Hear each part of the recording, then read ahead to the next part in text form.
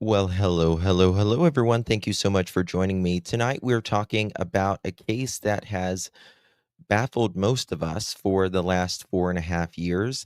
A case out of Rogersville, Tennessee, Summer Moon Utah Wells, who vanished from her Rogersville home on June 15th, 2021. And tonight we're going to be looking at Summer's victim risk continuum, her true crime profile, and what she falls under, her risk uh, for a abduction. There is a lot to talk about, and we're going to be going over some interesting interviews with the latest information in the Summer Wells case. A lot to talk about on the other side of this. I've walked through storms in scars and grace, smile through pain with a painted face. They called me too loud, too much, too strong, but honey, that's the reason I belong. Every scar's a scripture, every tear's a hymn. I found my worth where the light grew dim. They tried to break me, but here's a twist. I turned my pain into a clenched fist. I'm an unbreakable woman, born of fire and pearl. I shine like grace in a reckless world. You can test my faith, you can shake my plan, but I'll rise again. Just watch me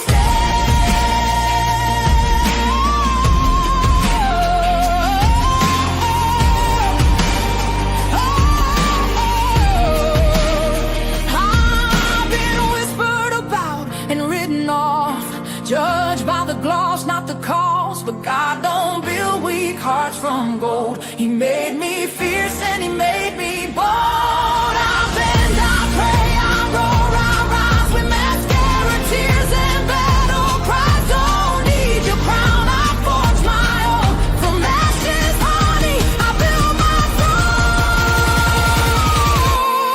I'm an unbreakable soul, dressed in truth and pearls. The fire don't scare me, it lights my world.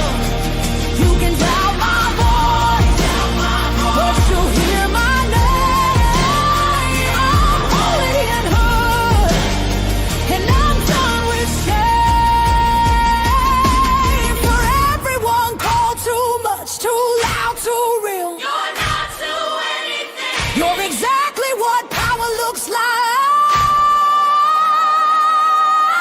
I'm an unbreakable soul, through the fight and flame. My scars are stories, my strength, my faith.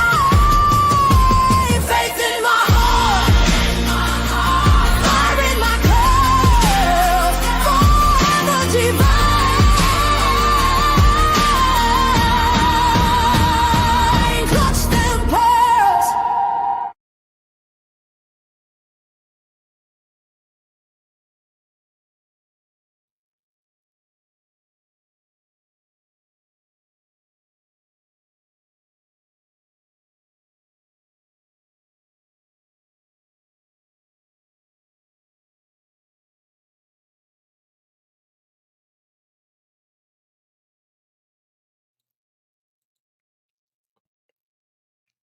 Well, hello, everyone. Thank you so much for joining me. Really do appreciate your time. You could have chosen to be anywhere on YouTube. You have a lot of options, anywhere on the internet, anywhere in the world, and you chose to be right here. I know your time is very valuable, and I do appreciate you spending some time with me. Today is the last day of November, November 30th, 2025. It is currently 6:03 p.m. the East Coast of the United States. Bonjour. Hello, everyone. Hello. Thank you guys so much for joining me. Really do appreciate you. Tonight, we're talking about Summer Moon Utah Wells, who vanished from her Rogersville home on June 15th, 2021. Since then, there has not been a confirmed sighting of Summer And it's kind of left investigators baffled.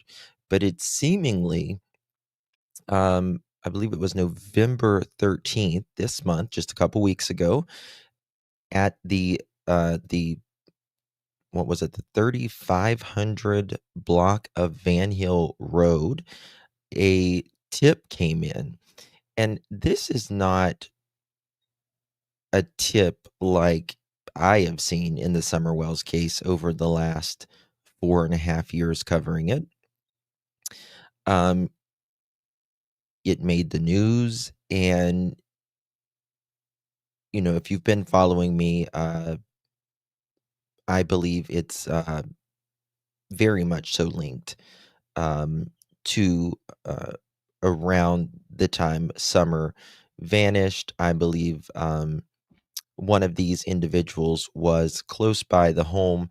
Not only that, we did a members only live the other day. Um, one of these individuals actually owned a home on Beech Creek Road uh, around the time Summer vanished as well. Okay, so one thing I want to kind of go over before we get started, because I think I'm going to probably start doing this with all my cases, uh, because I think it's important for us to not just say, I think this, or I think this, or whatever. And this is something law enforcement does. This is um, a copy of what law enforcement does. They do victimology. I do this privately, but I usually don't do it publicly. But I want to kind of show you guys um, what law enforcement looks at with the victimology. Um, is this person a high risk for, uh, the crime that could or may not have been committed? And it's something very, very useful. Um, It really has. It's been crickets for way far too long. It really has. Good to see everyone in chat, guys. If you don't mind, before we get started, for my live chat and my replay crew, how are you? Do me a favor and hit that thumbs up button. Would greatly, greatly appreciate that. And share the live out for extra bonus points. Let me say hello to a few here in chat. Bliss, good to see you. Seeking Justice, LS, Chester, good to see you. Jess, Sherry Lean, good to see you. Bliss, Renee, Jennifer, Brandy, um, Maud, good to see you. Wild Angels, Grace, Golden, Ruby, Angel of Light, Wild Roxy, hello, Mary, D. Hicks, good to see you. Jackie, hello. Jess, bonjour. Brandy and Indy, Roswell, Seaglass, Catherine, Vivian, thank you, darling. Let's see here. Tina, hello. Funny Face Brenda, Peggy, Cindy, hello. Chris, thank you so much. Adele, good to see you. Oma, hello. Good to see you all. Jackie, Sheila, everyone, thank you guys so much for joining me. Yes, please hit that thumbs up button. Would be very, very thankful for that. Okay, so what we're going to do is we're going to do, and this is something that law enforcement does, the victimology, and it's very important um, on this. And this is the federal style child victimology. But there it's going to have the victims information: Summer Moon Utah Wells, age 5, date of birth, if she was in school, if she wasn't, developmental level, any diagnosis, allergies, if she lived at multiple residents, was there any custodial uh, problems, things like that. Now, when we go to this right here, we're oops, hold on one second. What am I doing? Okay, here we go. her supervision level, was she let me find it right here, 1 second. Her supervision level, was it what would you think Summer's supervision level is? Was she supervised by minors? Was there an unreliable supervision pattern, intermittent or consistent? How would you think Summer's supervision level was? I'm glad Dawn and Candace haven't said anything. Yeah,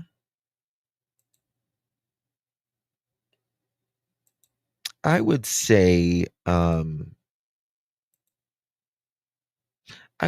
intermittent personally, because I mean, the thing that I will say for Dawn and Candace is they never left the kids home alone. Now they said that they left them home alone that day, but Dawn was home. I'm just telling you that right now. So I would place it intermittent personally. That's what I would do. Um, Now, caregiver behavior. Was there arguments in homes? Um, Drug or alcohol abuse, right? So check. We're gonna check drug, alcohol abuse. Yes. Was there unusual visitors? Well, there was unusual visitors all the time in that house. Um, so that's another one. Emotional outburst, definitely. We've heard sleep deprivation. Don't know about that. Uh, did they leave home unexpectedly? Um, Deleted messages from media. Uh, Social media. I can't say that. I know that they deleted their phone. So you might be able to do that. Left property unsecured. Um, I don't know about that one. Okay. The child's daily routine. If used math, yes. Sleep deprivation. Yeah, that's a good point. That's a very good point. Uh, Typical wake time, they're going to want to know typical activities, typical bedtime, routine, stability. Uh, had the stability in the home recently changed? Uh, Structured routine, chaotic household, uh, schedule. And I would say it was pretty chaotic because I don't believe there was a structure in that home whatsoever, right? Now, which possible ways could a child leave or be taken, right? And so we could say the front door and the back door, right? Um, Maybe a window, right? And the basement access is through the back door, so I'm not gonna the basement the back door is technically basement access, right? Um, the child could be taken from the yard, but they said Summer was in the home, right? Was it secured? Well, it was during the daytime, so with people there, so I wouldn't say it was necessarily secured um, at that time as well. And the one thing that was asked about was the door locked downstairs. Is it true they have an underground tunnel? No, they don't have an underground tunnel. No. So I don't. I would say there is definitely conflicting statements about was the door um, secured or not, right? That's a big one for sure. Okay. Stranger abduction indicators. This is what they're going to ask. Quick disappearance, witness reports, or vehicle of a person.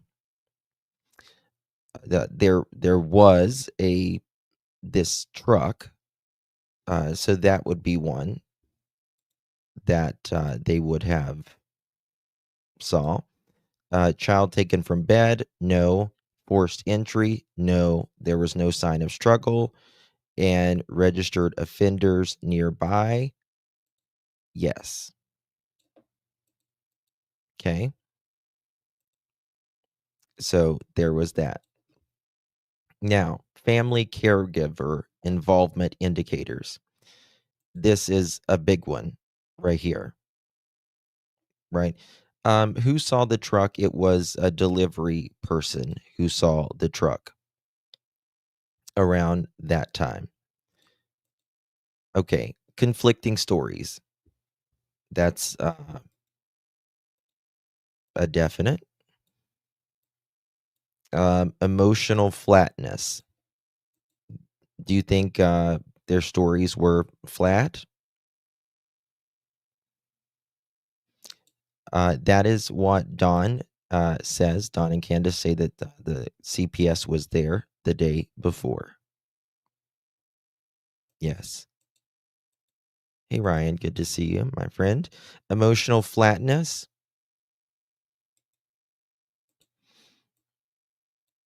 I would say a delayed 911 call. There's the way that they did it, especially. Child last seen by caregiver only. That is for sure. Behavior on camera interviews odd. Uh, I would say for sure. Refusal to search. Definitely. Past DV or CPS history. Check, check for both of those. Um, Another one is sleeping through disappearance, right? Do you, I mean, not in this case, but that is definitely one in, like Sebastian's case and Jack and Lily's for sure. Overly detailed or robotic statements. Mm, I don't know about that one. I'm not going to check that one. Missing items of child's. Was there anything? I think Candace Wells was passed down. I don't think there was anything missing of Summers. Just her clothes that I can recall. But 1, 2,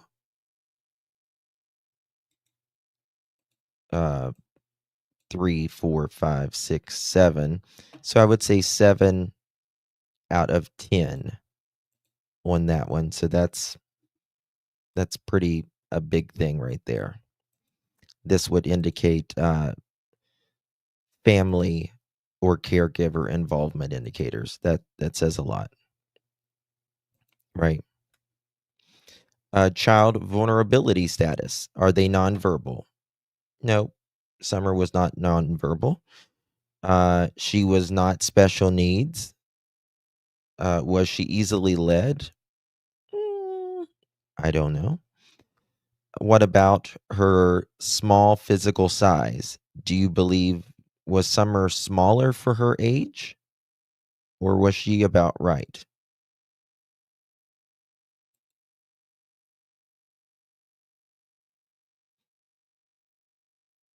Yeah, I would say she's a little bit smaller for her size.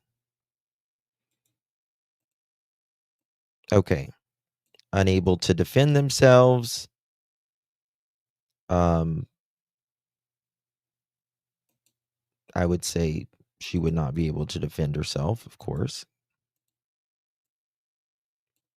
Trusting with strangers, I don't know. Epilepsy or seizures, no. Required medications, not that I know of. And autistic, no. Because when you're autistic, especially if you're under the age of 12 and you have eloped, then you're going to, that adds even more of a risk. What is a broken dream? What's the question? Okay, digital forensics, right?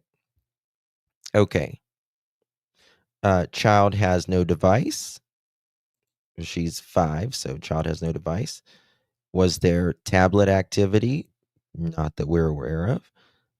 Search history, gaming friends, stranger messages, location tracking on off. I don't think that really applies much to her, Summer at that point. Okay, family devices, right? Suspicious deletions. That is for sure. Dawn told us from 3:30, everything was wiped. His, Candace's, and Candace's phone. Okay. Sudden social media disappearance. No, they didn't do that. New accounts created. Uh, don't know anything about that. And messages unsent. Right. I do believe she was definitely malnourished for sure. Didn't Candace tell Chris that she still had a phone? Yep, she sure did. She sure did. Sure did. Oops, what am I doing? Okay. All right. All right. Now, here is the top 20 impactful red flags. No press appeal from caregivers. Um, I I mean, Don and Candace did do interviews. Candace really won't do uh interviews. She did a couple maybe. But it took them 13 days, right? Okay. So, let's see here. All right. Caregiver defensive online. Absolutely. Refusal to speak to law enforcement. Um, they spoke to law enforcement. Delayed missing report. I mean, I believe that they did, but we can't say that they did. Contradicting 911 call statements. We don't have the 911 call. No active search participation. That's a definite. Focused on blame rather than finding a child. That is absolute. Social media post instead of cooperation. Um, actually, I forgot about that. Uh, Ronnie Lawson said that they're not cooperating now, so we need to actually add that. Right? They do the social media post, uh, and all of that stuff rather than cooperate now. Witnesses contradict household account. We don't know about that. Drug activity in home for sure. CPS activity in home, for sure.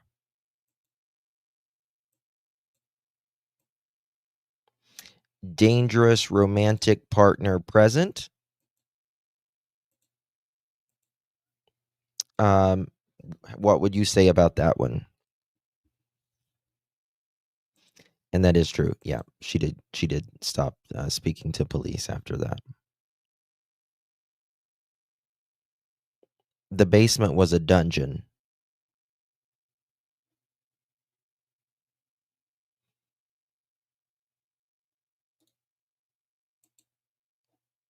So yes, okay. Okay.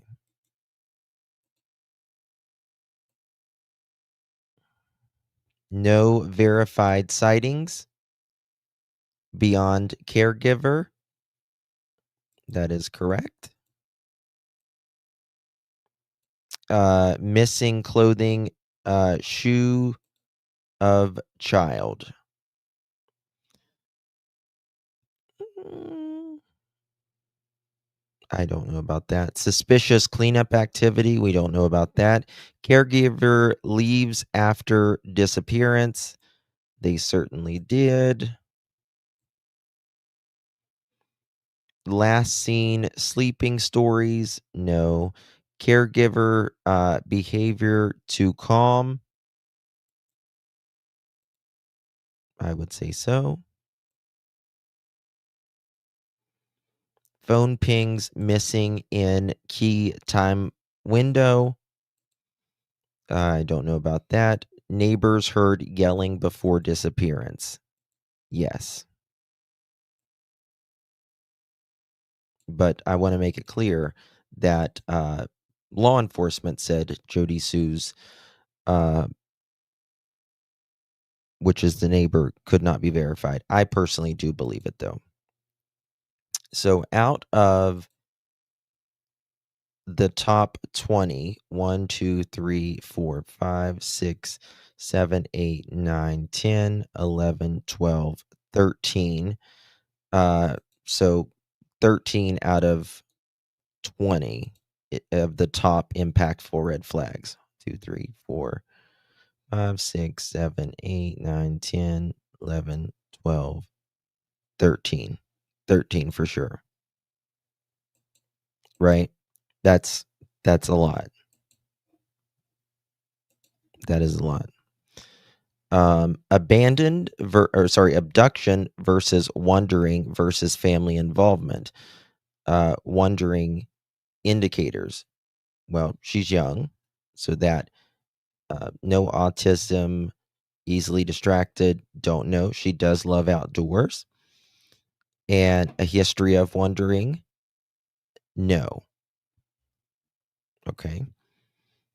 Home environment risk, stable and calm, no. Chaotic, yes. Frequent screaming and fighting, yes. Unknown visitors, yes. Drug activity, yes. Hoarding, yes. Unsafe sleeping area, for sure. Doors unlocked, they said they locked their doors.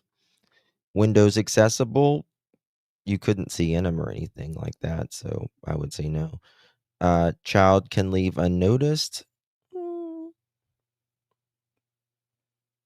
there's a lot of dogs and kids around there. Firearms present unsecured. Uh, I would say yes on that one. Right? The timeline reliability, is the caregiver fully consistent, partially consistent, or multiple versions? Definitely multiple versions, right? And they're going to be contradicted by evidence for sure. Um, what else do we got? contradicted by other witnesses, no timeline provided, critical timeline gaps, uh, and they're going to ask about, is there any timeline gaps? 0 to 15 minutes, 15 to 30 minutes, 30 minutes to 60 minutes, 1 to 3 hours, or 3+ hours from missing account. Now, in my opinion, Summer went missing around this is just my opinion. I think she went missing around 3:30, 3:15 to 3:30, and they called at about 6:30, but they say the official uh, timeline they called it 6:30, uh, saying that she was missing. So I would put 1 to 3 hours personally. Okay. Location, environment around home. Woods nearby? Yes. Water nearby? Yes. Steep terrain? Yes. Abandoned structures? Um, I don't know about that. Highways? No. Unfenced yard? Yes. Nearby S offenders? No cameras? Poor lighting? Rural isolation? Okay. Who supervises the child the most often? Right? And I would say that would be the biological parents. Uh, Probably more than anyone. You could also put a grandparent there. Home environmental risk, right? Um, was it stable, chaotic? Definitely chaotic. I would say there would be frequent visitors, unsafe adults present, dirty, unsafe living conditions, hoarding, drug presence or paraphernalia, and then weapons. There's a lot there, right? And these are all questions that law enforcement, it is a textbook case of horrors. Yes. These are all the questions that law enforcement ask. Thank you, Laura. I did. Hopefully you did too. Thank you, Cindy. Thank you so much. I think it's very interesting. That way you can see what law enforcement looks at, right? Not just, oh, I think this. Let's look at it here. Was there financial instability? Yeah. DV? Yeah. Drug alcohol use? Yeah. Overcrowding? I don't know about that. Homelessness? Not for them, but there had been in the past of Don and Candace. Recent move? No. And CPS history? Yes. Right. Now, caregiver behavioral risk factors, substance abuse? Yes. DV? Yes. Mental health instability? Yes. Criminal activity? Yes. Aggression toward child? In my opinion, yes. Neglect indicators? Absolutely. Leaving child unsupervised? Again, I say Don and Candace never left those kids unsupervised, but they say that they did that day, so we have to check yes. Prior CPS involvement? Yes. Evading law enforcement? Yes. Social media oversharing? Definitely. Right? And minimizing child's needs? Yes. Right? Guys, do me a favor and hit that thumbs up button if you're enjoying this. Uh, and would really appreciate it. Caregiver cooperation. Were they fully cooperative, selective about cooperating, or uncooperative? Providing inconsistent stories, I would say they would be selectively cooperative. But now law enforcement says they're being uncooperative. So I think that they were selectively cooperative in the beginning. I think they're uncooperative now. They are definitely provided inconsistent stories. They have definitely blamed others, and they are not answering the police now. They are on social media, but no appeals. Okay, school and community risk indicators. Um, School attendance patterns. Well, Summer was not in school yet. She was supposed to be starting this fall, but I believe that itself is a risk. Wouldn't you think so? Because to me, it's very interesting while right before she's supposed to start school, she goes missing. Oh, thank you so much, Bliss, darling. Good to see you. Thank you so much for your support. Thank you so much for your support, my dear. Really, really do appreciate you. If you received one of those pearl necklaces, make sure you give our Bliss a big, big thank you. Huge risk, Justin. Yes. Yeah. Yeah. I agree. Thank you again, Bliss. Appreciate that very much, honey. Okay. Teacher staff observations. Was there bruises, injuries, hunger, dirty clothing? I mean, I would say for the boys, definitely dirty clothing. Fear of going home, I don't know. Withdrawn, I don't know. Aggressive outbursts, I don't know. I don't know really any of that stuff. So, child vulnerabilities, well, they were young age. She was not special needs that we are aware of. She was verbal. She was not autistic. No ADHD that we know. Developmental delays, I don't know. Speech, language delays, don't know. Medical dependency, I would say no. Small physical size, I would say yes. Unable to defend herself, I would say yes. Easily influenced, maybe, probably. Exposure to dangerous adults. Is there RSOs nearby?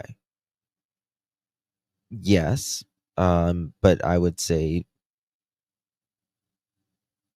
in my opinion, it's hard to get up on that hill, but yes.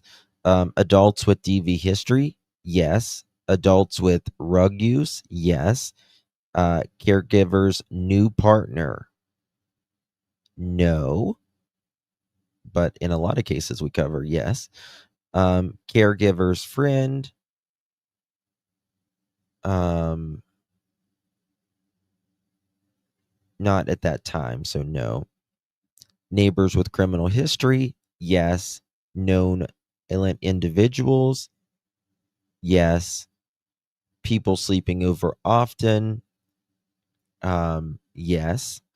Online adults contacting a child, yes. Because Candace certainly contacted children, and in my opinion, so did Dawn.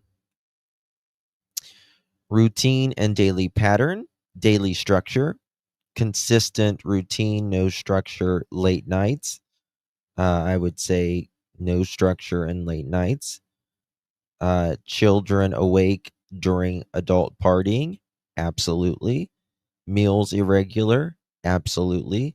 Child left to self-care, I say no, but they say yes in that because they said the kids were alone that day. Excessive screen time, yes. Where does the child spend most of its time? Home, neighbor's house, outdoors alone, in bed alone, with friends unsupervised, with caregiver's partner. I would say outdoors, but I wouldn't say alone. I would say she would spend it with her brothers.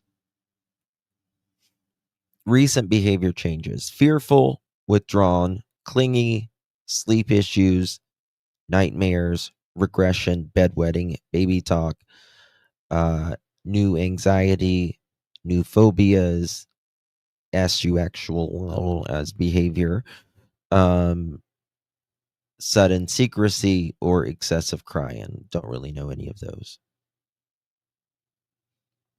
High risk incident patterns. Has the child witnessed violence? Yes, we know that because of Summer's 911 call when they were absolutely being violent. Uh, Child left with unsafe adults.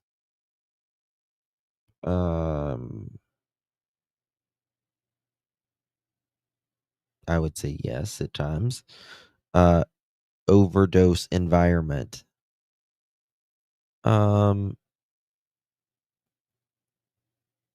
I mean, there was a potential for overdose, but I don't know the word environment.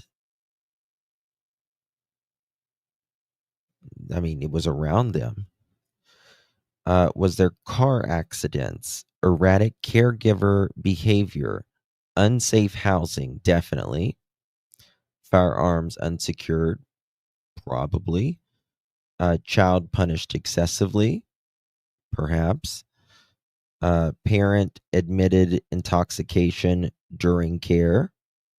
Well, we've seen it with our own eyes. So, child located near hazards, woods, water, roads? Yes. Okay. Event risk, event specific risk, disappearance or injury. They want to know like the last 24 hours before the event, inconsistent caregiver timeline, unverified last sightings, missing witnesses, child last seen by siblings, no adult can verify final moments, caregiver slept through the incident, caregiver distracted, phone, drinking, arguing. Um, I would say the caregiver was distracted. She was helping, allegedly helping her mom put a knee brace on. Sudden crisis or fight in home. Environmental dangers: woods, water, steep terrain. Yes, yes, yes. Abandoned buildings? Yes. Roads, highways, there's roads, but unlocked exits? Not so sure. Unsecured windows. And then they're going to calculate all of these. I would say she would be at a pretty high risk. Caregiver inconsistencies, new romantic partners, sudden school absences, injuries, unexplained bruises, child expresses fear, unsafe home environment, parents intoxicated during incident, last sightings unreliable, no press appeal for caregiver from caregiver or parent, caregiver focused on social media, child last seen late at night. So there's that. I thought yes, there was no school with her. Oh, thank you, Miss Catherine. Appreciate you, my dear. Thank you so much.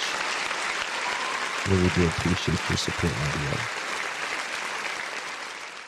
Thank you so much, Miss Catherine. Love you, darling. Appreciate you very much.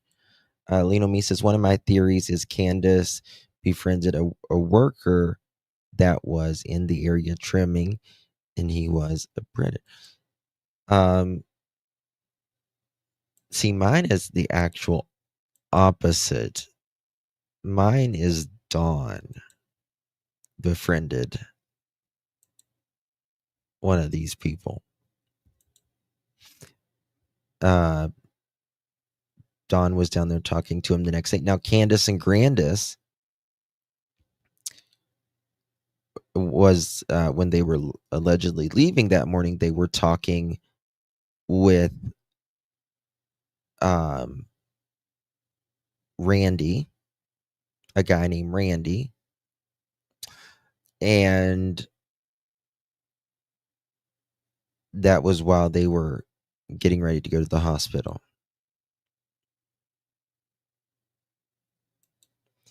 Bet by FBI, I called owner of. What is that? Where the wind blows? Tree trimmer said Don was there. Yeah, they did. They said Don was there between 8:30 and 9:30, I think it was. Yeah. Mm-hmm.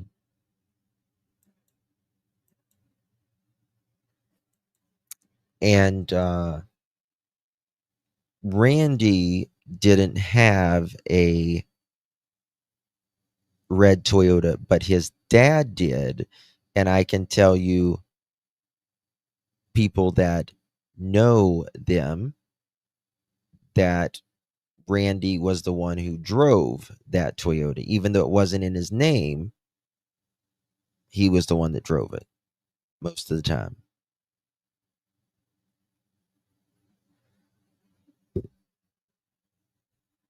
Yeah.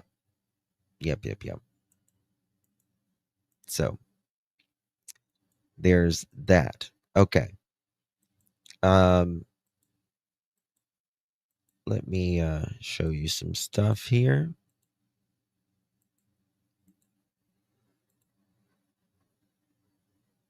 Oh my God. Let me show. Did I ever show y'all this picture? I didn't mean to pull it up, but this is what these kids lived in.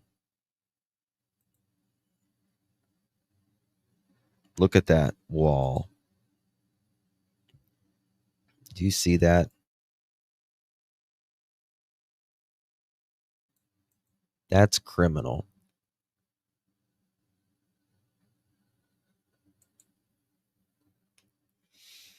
Funny face Brenda, they do have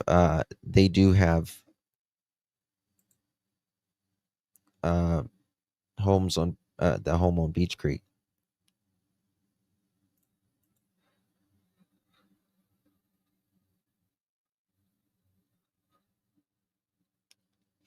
Isn't that crazy? They just lived in absolute filth. Now, this right here, this vehicle was it the Suburban? And look at all those buckets in the back. This is Candace writing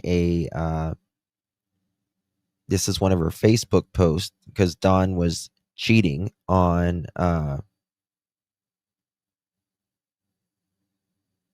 Candace at the time.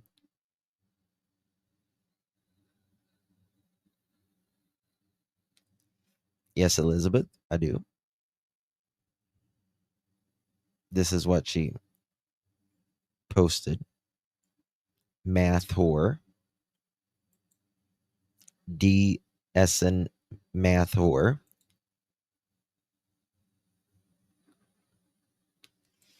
That's right. Poor is one, that poor doesn't mean dirty, and, wealthy doesn't mean clean either.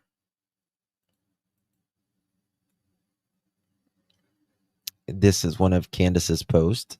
Bish, I will put you in a trunk and help people look for you. Stop playing with me. That didn't age very well. This is one of her boys that he's got a lizard actually biting his lip.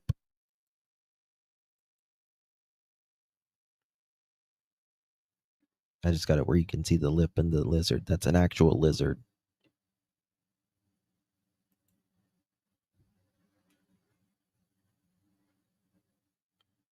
Backwoods driving Candace.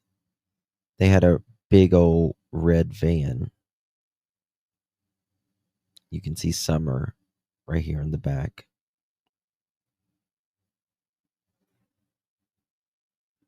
And this is what it was like up on the hill. Now they bought the boys these bikes, which is nice. It's these Coleman. I don't know if they're gas or what, but there was a lot of vehicles up there. Always. Look at how many toolboxes. There's a toolbox there, a toolbox there, and a toolbox there.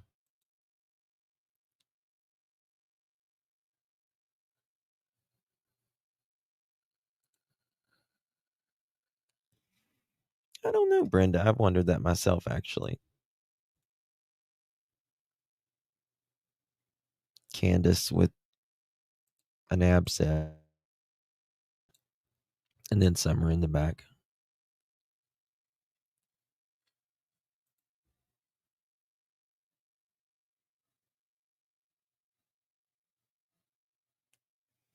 They're in the, but they were always near the water. And this just is a little unsafe, if you ask me. The kids and all of them being around there. Yeah, that was common. That was common.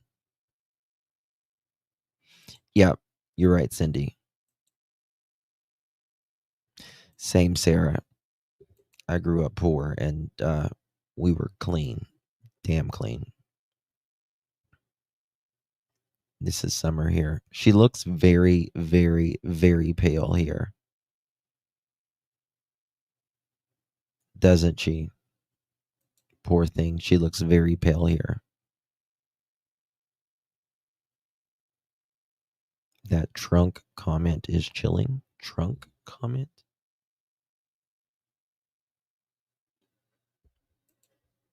She looks very, very pale here. Yeah, she's clearly skinny. Too skinny. This is the day Don bought his white truck. Signing the papers to it. Summer. I wonder where this camper went. Does anyone know where this camper went right here? You see up in the left corner? Hold on, let me fix my ear. 1 second.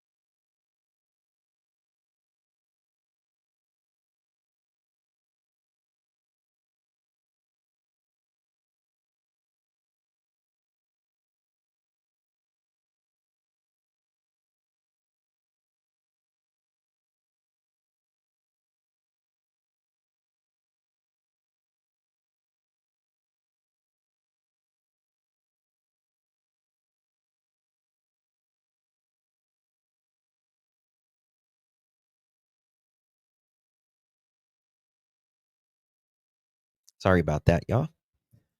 Okay. Here we go. Yeah, I'd like to know where that camper went. Candace. And they had a red truck, a red Ford truck. This is Don when they were building on to the house. Yeah, for sure, Adele. Candace, and you see Summer, she's smaller there in the back.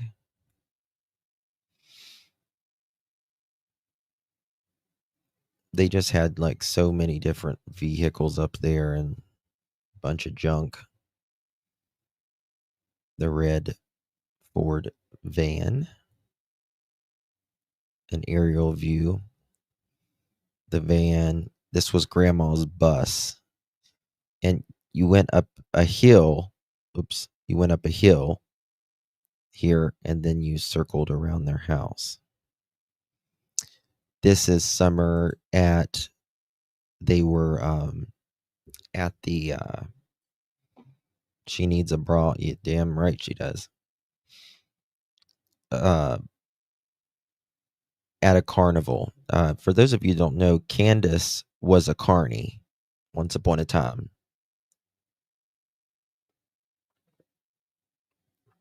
And she would you know what carnies are like. I don't have to explain that to you. This was the inside of the house.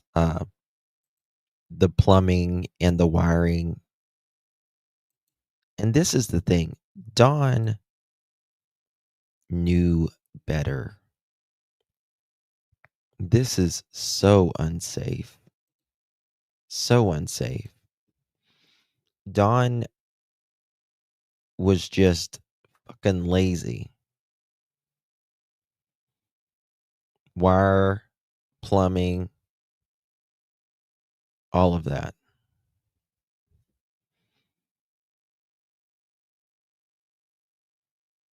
Oh, thank you, Jam. But he's a really good carpenter, though, CZ. He just didn't do it for his home. He builds or finishes drywall beautifully. And he's a hard worker, but the thing is, like, he just did not provide that for his family, you know? And that's the sad thing of it.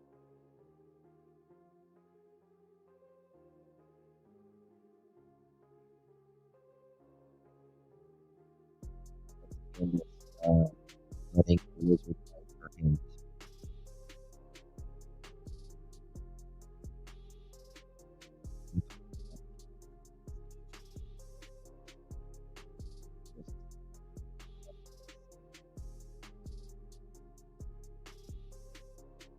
and got the home for free. Yeah. Well, you know why? Actually, a lot of people don't know this. A lot of people don't know this. You know how Dawn actually Dawn's mother left it to left the property to the Mormon church. I think it's the Mormon church. Or not the I think she was Mormon or Seventh-day Adventist. I can't remember. He's Seventh-day Adventist, but I think she was Mormon. And Don could only have the property when he was married. So that's why he ended up marrying Candace, so he could get the property.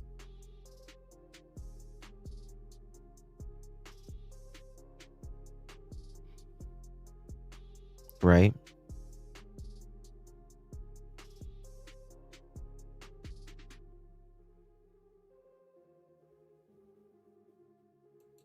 So that's why Don married. Mm-mm. It's just, I mean, you can just see the wires and the plumbing and stuff. It's just a fucking mess.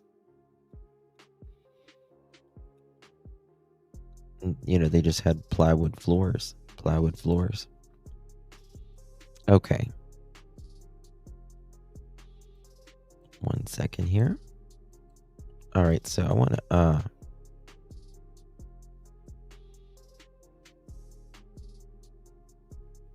one second.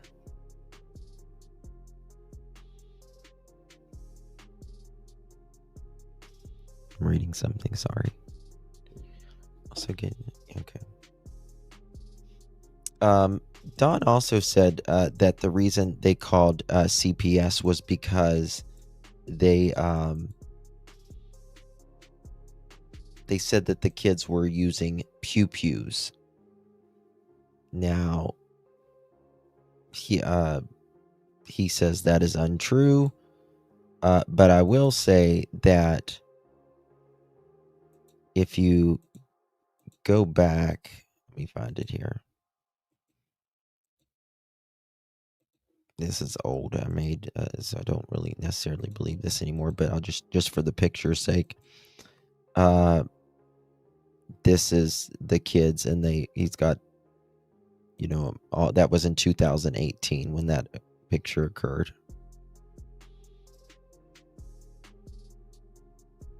Candace was a hot mess. You mean, yeah. All right, guys, I want to go over an interview now that Dawn did with Chris from the interview room. And link is provided in the description. Our friend Chris from the interview room. Mods, will you please drop Chris's link, if you don't mind, for my replay chat? It's in the description down below. Okay, so check this out. If this call doesn't make your mouth drop, I don't know what will. As soon as I pulled up and I didn't get a call back from Candace saying, oh, we found her, and I come all the way out from Jonesboro, and I probably made it in 30 minutes at least, if not faster. But I beat all the police there, and I went straight to the bottom property, and I seen everybody looking. I knew she was gone because she don't go away from the house ever. Yeah. And so go ahead. Yeah, well, I just knew. I knew right then, that very second, that she was gone. Okay, what inside of you brought that so quickly, brother? Where did you come from on that? Well, I knew they was looking around the hill and everything up top there, and I drove straight to the bottom there where that little funky shed is there, and I. There is something with this shed. I'm telling you, there is something with this shed. This was the first place Don went. I also think he went there to gather his shit, but because once he went up on that hill, he realized that it's when it started. That's when the questioning begins and all of that. But the reason I think something happened with this shed, one reason is because he doesn't want to speak about whether he went in that shed then or later. He can remember everything else, but he can't remember whether or not he went in that shed. Yes, guys, please hit that thumbs up button. Would greatly appreciate it. And the kids were supposedly down next to the creek. The neighbor, Jody Sue, was supposedly down there. But also, let me show you something on a Google map here. If you go to, remember the tree trimmers were there that day, and they were cutting a path. Let me show you here. Bear with me as I show you this. Okay. They were cutting a path, and this is at the time it might be a little bit harder to see now, but you can still see it. A lot of it's grown back up, but here is the mountain that they live on, Ben Hill Road. Okay, and they own all of this, and they own this over here, right? And this is the little funky shed Don is talking about. It's on Beech Creek, and how you get to Ben Hill Road is how you get to their house is you get off Beech Creek, or you get off the Beech Creek, and then you go onto Ben Hill Road, right? And then you go up here, and then you go up through here, up the mountain. Okay. But Don, when he's on his way back home, 45 minutes away, he says he made in 20 minutes, he stops right here while the police and everyone are up here. If you look right here, this is where they were cutting. They were cutting right here, and they were also cutting this big line right here. I was up on Simpson in the winter of 2021, and all of this was just absolutely bare. This is a big line area that they cut. And it makes me wonder if Don was down here talking to any police or tree trimmers that day, and is that why he called and said that there's someone up on the hill trying to touch. There's that camper. He moved it down here. The kids. Now, this was last taken in 2013. So I guess he got rid of it since then. But right, they cut this line all the way up through there. And that goes to their house. So this is where Don stopped that day. Whoops. Was right here. In this building. And he won't say whether or not he went in that building or not. Now, to get to their house, though, you have to go down this road. And it's the first driveway on the right. You go right down here and you go just a little curve, and then it's right there. And he won't answer that. I find that very interesting. I think he was talking to a guy named Randy that day, just like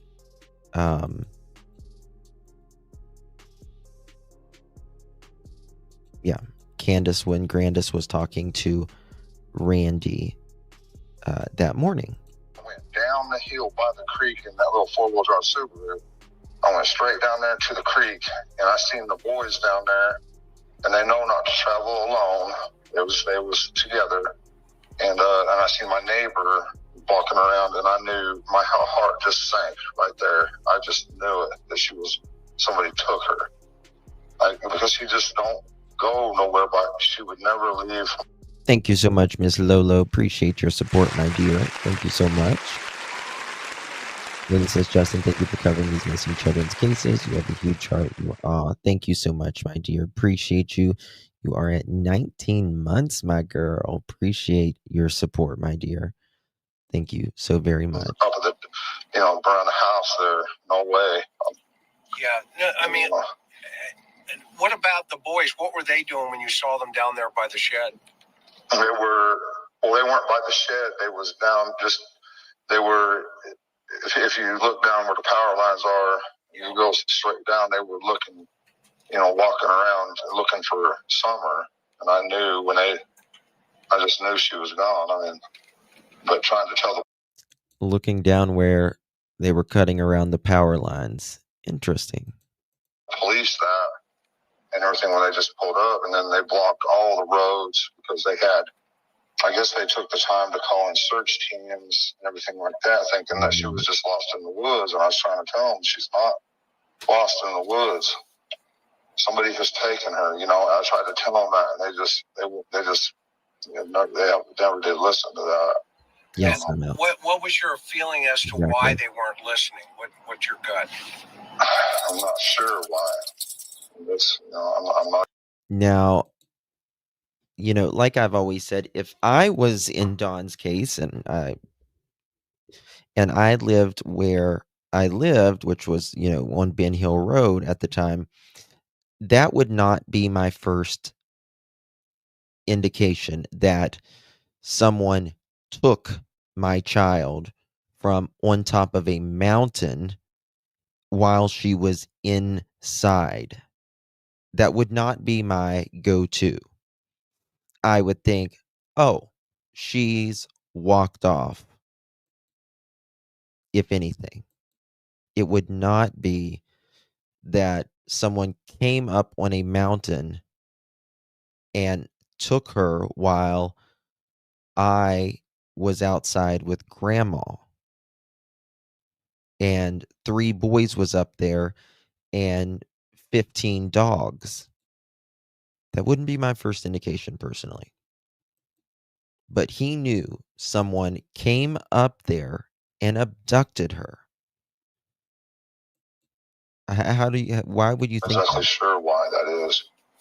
I mean, probably because they figured that she was just lost. I don't know what I'm talking about, and they had they all had different questions and this and that. And. No, the thing is, it's not that you don't know what you're talking about, Don. It's why do you suspect that? There has to be a why you suspect that. You don't just, I just knew. Well, why do you just know? What is it that makes you think someone came up there and abducted her? Because I can give you a lot more reasoning that someone would not come up on that hill and abduct a child in broad daylight, very far away from the car, with a bunch of dogs, adults outside, children supposedly inside. I mean, you are several miles away from even an interstate at that point. This doesn't happen. People who abduct children are very close to their vehicle because they have to be ready to leave quickly, very quickly. Probably because many times before it's always been the parents too and stuff. Not many times, most of the time, it is someone within the home. Not many times, most. Overwhelming. Or whatever. I'm not sure, but I just knew that she was headed down the road somewhere in somebody's car, and no matter what I was saying, it just wasn't getting through. I just felt like I was just totally lost. I was in shock. Yeah. I was in complete shock. Now, when you got there, describe for me what the scene looked Listen like. to this. What was going on? Very important part. Well, the police started coming in and everything, and I'm like, well, I'm going to go take my car and I'm going to go look here and there, and drive around. And I drove, like I say, I was in shock. I didn't know which way to go. So I tried to drive down, and I got down there on the road, and there were these people bringing their trailers in and their four-wheelers, and all of Ben Hill and Beech Creek was just bottlenecked. Traffic jam. Couldn't get nowhere. Right. Couldn't go nowhere. And then what about, now, are these all cops, or are they search and rescue? Well, they were mostly, police and, volunteers, search and rescue or whatever like that. Okay. But I didn't, I probably didn't clarify on the phone, either that she was abducted, because I didn't know at the time. But like I say, when I pulled up there, I knew that she was gone. And maybe I didn't. What makes him, when he pulls up, what makes him just know versus him being on the phone? When he pulled up, he just knew. Didn't communicate that to them. Now, Jose said when I interviewed him that Summer had walked, around before. And Don and Candace says, no, never happened. Like I should have, or what was, what I felt. Well, I had a few times. I said, she's not here. I come to that conclusion right away. But what brought you to that conclusion? That was right. Pretty quick, right? Exactly. I mean, what brought you to that? Just knowing her, and that because we tried to scare the heck out of her and let her know, because we do have bears, right. And we do, them dogs. Everybody keeps. Okay, now I want you to listen to what he is saying. He is making virtually zero sense here. He is saying someone came up there and abducted his child, and he just knows. But Chris asked him, well, what makes you think that? Well, we tried to scare the heck out of her because we do have bears. What does bears have to do with a stranger abduction?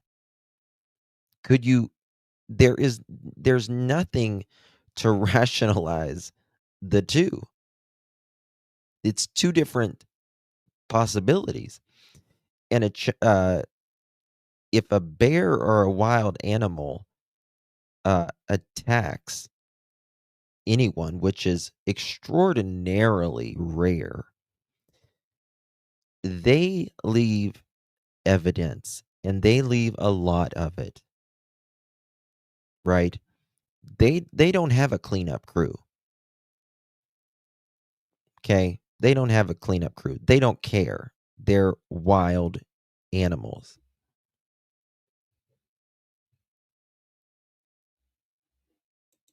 Something with them dogs, but they're the stupidest damn things, and they also will go away for days and then come back, and I don't know where the heck they go, but and they weren't there that day. I know that he's saying that, but he's still making no sense. So the dogs, you think maybe the dogs got, what's your thought on why the dogs weren't there? I don't know where they go, but there's been times, like I say, they've disappeared for days, and they'll come dragging back all tired and beat up and hungry, and stuff like that. But here's the interesting thing. The dogs were there when the police showed up.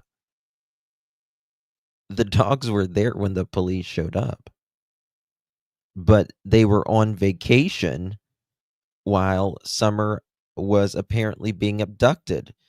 And I guess so was the dog with the puppies right beside the basement door where Summer would have been allegedly taken out or abducted.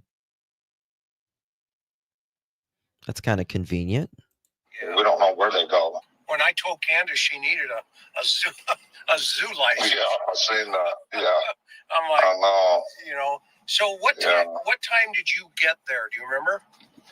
Well, they say, it's really strange because I thought it was 5:30, but the 911 call says 6:30, 6:20. I thought it was 5:30, but the 911 call says 6:30 or 6:26.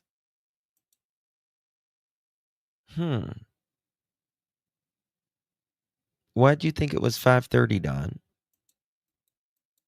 26 is when the first call come in, and that could have well be. Sometimes I work till sunset. A lot of times I have been here lately, but yeah. But Don, you weren't working that day. You went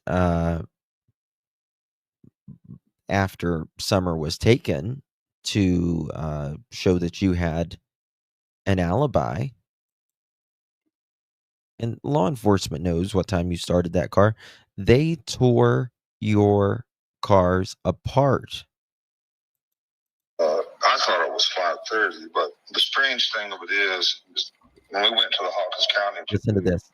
Our lie detectors and everything like that, they took all of our phones. And then magically, all of our phone records from 3:30 on that day have been deleted.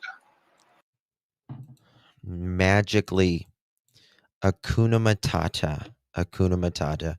Now, if we go to the photo of Summer in the back of the car with the milk jug photo, right? If we go to that, well, that is at 3:09.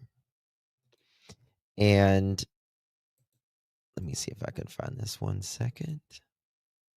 And if we go to that, that's at 3:09. Okay. Let's see here. Bear with me 1 second. I'm going to show you a photo here. And if you remember TBI, they said Summer went missing early afternoon. Early afternoon is considered noon to like 3:30-ish. 3:30-ish. This is at 3:09. They make it home and pull in the driveway about 3:11 to 3:15. 3:15. Now, magically, at 3:30, Dawn, Candace, and Grandis, all of their phones are deleted from 3:30 onward. And if you will go to the Van Hill Road, where they just recently searched, there is, again, I don't believe the owner of that property has anything to do with it. I do believe it's someone of his family member, in my opinion. But if you go to, 1 second here. If you go to Ziggy's video and you listen to what time the other tree trimmers say that they left that day, they say that they left anywhere from 3 to 3:30 that day. 3 to 3:30 that day. Which, in my opinion, means Summer was taken between 3:15 and 3:30. 3:15 and 3:30.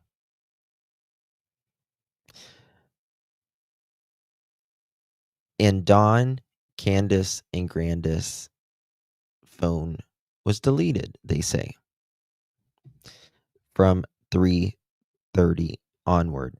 Law enforcement will never delete anything. If they delete anything, they cannot use anything on that computer. That's why they only download things from your phone. So magically, or unmagically, actually, I think Dawn, Candace, and Grandis deleted the shit off of there. Sunset, a lot of times I have been here lately, but Yeah. But I thought it was 5:30. But the strange thing of it is when we went to the Hawkins County to do our lie detectors and everything like that, they took all of our phones. Yes. And then Yes. And allegedly, this guy named Randy allegedly did not show up for work the next day. Did not show up for work the next day. Magically, all of our phone records from 3:30 on that day have been deleted. Oh, interesting. Yeah, me, my wife's, and or her mother have all been. All three of them have been deleted. Wow. Boy, that's something. Not, they didn't make an accident on one phone. They did it on 3 phones, Don wants you to believe. Yeah. Deleted from 3:30 on. So they had your phones that day then? Yes, sir. And when did they give them back to you? They give them back, fairly quickly, but we never even looked at them until about, a week or two ago. We had some detectives that we talked to, a lot, and they wanted to know exactly this information, and we all looked, and it was all gone, deleted. Oh, interesting. Yeah, that is interesting. Oh, thank you so much, Bliss. Thank you so much, honey. Appreciate you. 13 months. Over 1,500 people in here and 736 likes. Hit the like for a chicken party. Justice is coming for sweet summer. Love you, pearls. Thank you so much, Bliss. Really, really do appreciate that. Guys, hit that thumbs up button. Let's get to 1,000 thumbs up so we can have a mother chicken party. You don't want to miss the mother chicken party. Okay. I'm just saying. I'm just saying. Appreciate you guys being here. Okay, let's go. Yes. So what about when you, in your gut, I was watching the news, you on the news channel, and when the reporter asked you, what's your fears and stuff, and what is your thought process about where do you think she is? Well, at first I thought, it's got to be some sicko. Okay, we're going to get to that, but I want to. Direct Current says, I remember it being said 3 phones were thrown in a pond lake stream. Did any of you remember that? Yes, and I think it was 2 phones, if I recall correctly. And I got a recording of Candace saying that. And I did turn that into the FBI as well. The FBI does know that. And I now know a location that I've recently just learned the actual location of where that is. And I have also turned that into the FBI.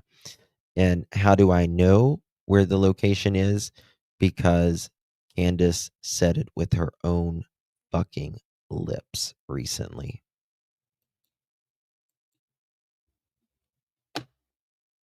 Didn't you, Candace? Candace talks to a lot of people. She talks to a lot of people. She just gabbing away. Hillbilly druggie, drug her off in the woods or something, or somebody put her in her car and took her not too far away or whatever like that. But I'm starting to wonder if it isn't some high-end thing. Maybe somebody's seen her on Facebook, because my wife was always posting stuff on Facebook. It could have been, she could be anywhere. I haven't. My mind just goes back and forth. I don't have any idea. But I figured kind of that. Well, a lot of people are talking about the Hammonds and that guy I fired, H.N. Dudley. So here he talks about the Hammonds. And he talks about Dudley. Now, Dudley is the guy that Dawn worked with during the time around about summer went missing. And Dudley had an alibi. He was seen on camera, all of that. So Dudley is, I personally, what happened to my mic? I personally think that Dudley and him were just co-workers, and they couldn't stand each other because they were both kind of one and the same people. Mallory, thank you so much, my dear, for 2 months coming in clutch. How you doing, girl? Appreciate you. Very on the way. My prayer is coming, girl. I think we're getting somewhere. Finally, hopefully, I pray to the good Lord. Thank you so much for your support, Miss Mallory. Appreciate you. Direct Current, thank you so much, my dear. Appreciate the support. Means a lot, truly.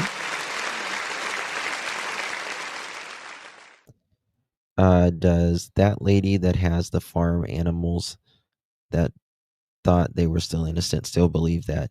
No, I don't think so. I heard that Candace and Dawn screwed her over. It was just a matter of time. It was just a matter of time. Dawn and Candace only have people in their life that they can use, and people will take up for them, and they'll say, "Oh, well, they're not bad people. They're not this." But then when they can no longer use you anymore, you're done. And she would post their cash apps and all of this, and that's what they wanted her for, right? When I fired him, he was so damn high on something. It was unbelievable. I don't know. I've never seen anything like it. Was he on? I've seen people on. Was he on meth? I've seen people on meth before, and this was beyond that. He was. I mean, I don't know. He showed up one day, and he was running late, and he says, "Oh man, I've been out helping my." And he says, "Oh man, I've been out helping my uncle, clear land somewhere, Listen to blah this. blah blah." And this is a man that I let him in my business and give him 50%, and all he had to do was show up. And he's already given me excuses, But whatever he was on, it was bad because he wouldn't listen to anything I said. I mean, it's hard to explain, but he was just fighting me every inch of the way on everything. And I give in and would let him do, okay, you want to do that, fine. But Now, in my opinion, Dawn wants to discredit Dudley as much as possible because Dawn was not at work the day that he claimed, and he took the Subaru the day before.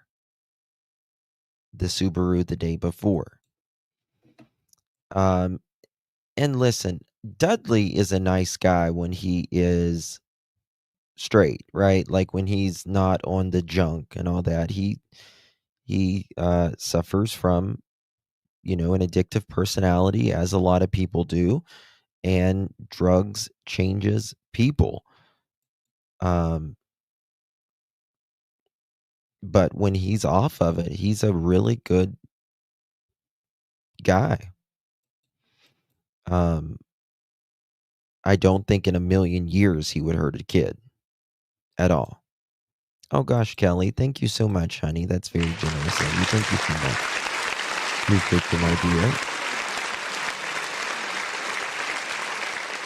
Thank you so much, Miss Kelly. Love you and appreciate you so very much, my dear. Thank you so much, honey. I didn't know he was not at work that day. Well, he says he was, but I can give you, and I have 20 different times where Don has blown his own cover. The tree trimmer said that Don was there from 8:30 or 9. They was up there at 8:30 or 9:30 that morning and saw and talked to Don. Also, what was it? Don has actually told someone, and they've got a text message from Don that says that he was not that he was home at 11 something that morning, And Candace told Jenna, and I've shown you guys the text messages from that Don was at home at 3 o'clock. He thought that there was all kind of dirt in his mud, and he wanted me to throw it away and get him some new stuff, and it blew up. And he's like, man, that's got the, you just put it back in there or what? And just like yelling at me. And then later that day, he's like, just go home. He was throwing mud all over the floor, a brand new house, throwing mud all over the floor. And it took him 2 hours to do a 20-minute thing. And he was just so hyper focused on it. That's a word I picked up off of YouTube about meth, but hyper focused. I can't remember the rest, but Don wants to think that he got his education from hey, Common Sense, good to see you. That he got his education from I just can't even say it, from YouTube about math addiction. Whenever he got it from his math pipe and his lighter. That's where he got his education from. Don loves the Coca-Cola and the math. It is well established and well known. He is, the thing about it is, like, he is so sensitive about being called a math head. Like, he's so sensitive about it. I mean, I don't know. It's just very weird. And, you know, you see, I showed you a photo of Candace calling the woman Don slept with the math whore. Well, she said that because she is indeed a math whore. And it kind of takes a math whore to know a math whore, right? Absolutely hyper focused on this one little thing that took him 2 hours, and he just couldn't get it right. He was frustrated and just going on, and finally he says, why don't you just go home? I can handle this house. I just hired this guy like 2 weeks ago. Right. I've been with Tucker Drywall for 13 years this time, you know, and so he says, go home and all that, and I'm thinking, wow, this is crazy. So I go to lunch, I come back, I tell him, go home.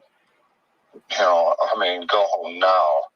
Get the hell off this job and don't come back. Well, he got mad. He tried everything in the world and anything he could to get at me and get me fired. He called my bosses constantly, harassed them constantly, come out on the jobs constantly. If anybody knew where I was at that time, it would have been him. You know, and the day after I fired him was when summer got gone. Hold on. What's that? The jobs constantly. If anybody knew where I was at that time, it would have been him. You know, and the day after I fired him was when summer got gone. What? Say that again? And the day after I fired him is when summer disappeared. The day after I fired him is when summer disappeared. I find, hey, Deception, good to see you, my friend. Hey, Deception, can you email me? I tried to look for your email. There's my email. If you can shoot me an email. I wanted to ask you about something. So the day Don says he fired Dudley the day before summer got gone. That's how he says it, got gone, which I find very, very, very interesting. I don't find that a coincidence. To me, that makes me think that, and also CPS was there, according to Don, the day before Summer went missing, and he fires Dudley that day as well. Not so sure about that. I don't trust Don whatsoever. Thank you so much, Angel. Appreciate your idea. Thanks for all you do for Thank you so much, Love you so much, Angel. Thank you so much. You are a gem, truly. Oh, interesting. Yes, and he has ties with Tony Hammonds, the guy. He has ties with Tony Hammonds through Hammond Drywall, and them Hammond boys and their gang were all out Deception. doing burglaries in broad daylight. According to people I've talked to and met here and there, they were out doing all kinds of stuff and drugs. I think there's a drug connection. There's the Hammond Drywall connection. See, Tony or Ajan or. Do you hear what he says there? Now, Tony Hammond was brought up so much during the Summer Wells case. And it's amazing how he says Tony, and then he says Dudley, and then something else. Dudley, Ajan Dudley is what was I going to say now? But see, that got him a little caught up. It got him a little caught up. It got him. It threw him off right there. Let's see. They have okay. I know he's on probation. But yeah, the day after, I forgot where I was going with that. I'm sorry, my mind went blank. That's all right. But yeah, they have ties with drywall. I believe drug connections, and I know that their group was going out and stealing anything they could find. Tony Hammonds, 2 days after Summer disappeared, got busted in Kingsport trying to abduct that 12-year-old boy, and that's.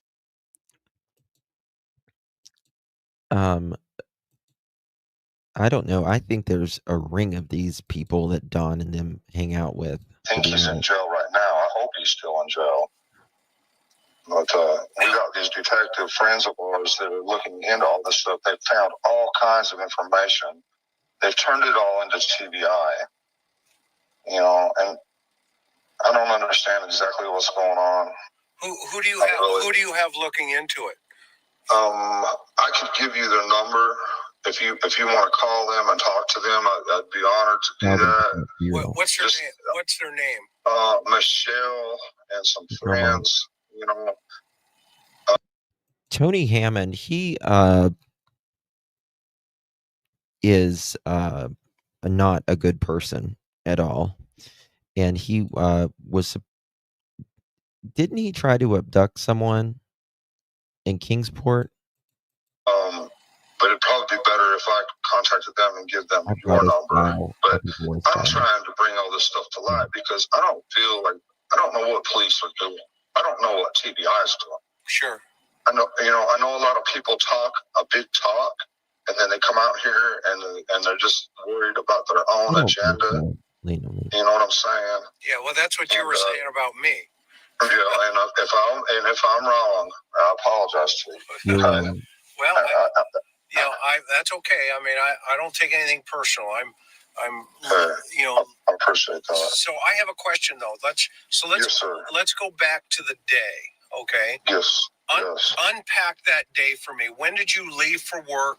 And then when the 911 or when you. I left early that morning. Summer was by my side, and I left for work. And I worked all day, and then I called her at some point. I guess when she was in Walgreens, I says, "Well, what are you doing?" And so she said something about taking them out to the lake or whatever. And I thought, well, hell, I might as well just work late because there's no point in me going home. They're out doing their thing, and I might as well just stay late and do what I can. And then notice how he pauses right there. Well, because and a lot of times, Don says, well, there was no point in me going home and staying alone, but he wouldn't have been alone. His boys was supposedly there according to their story.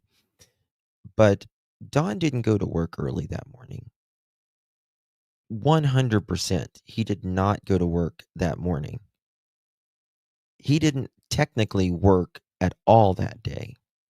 He went later on that evening, right before the 911 call was made, so he could have this little alibi.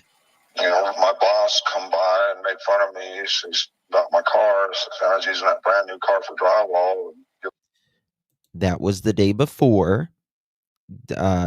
Don's boss actually came and made fun of him because he brought a brand new car, the brand new Subaru, and threw his drywall stuff in there the day before.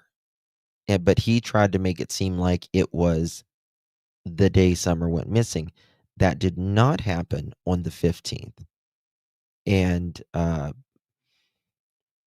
his boss has said so. Me a hard time about that.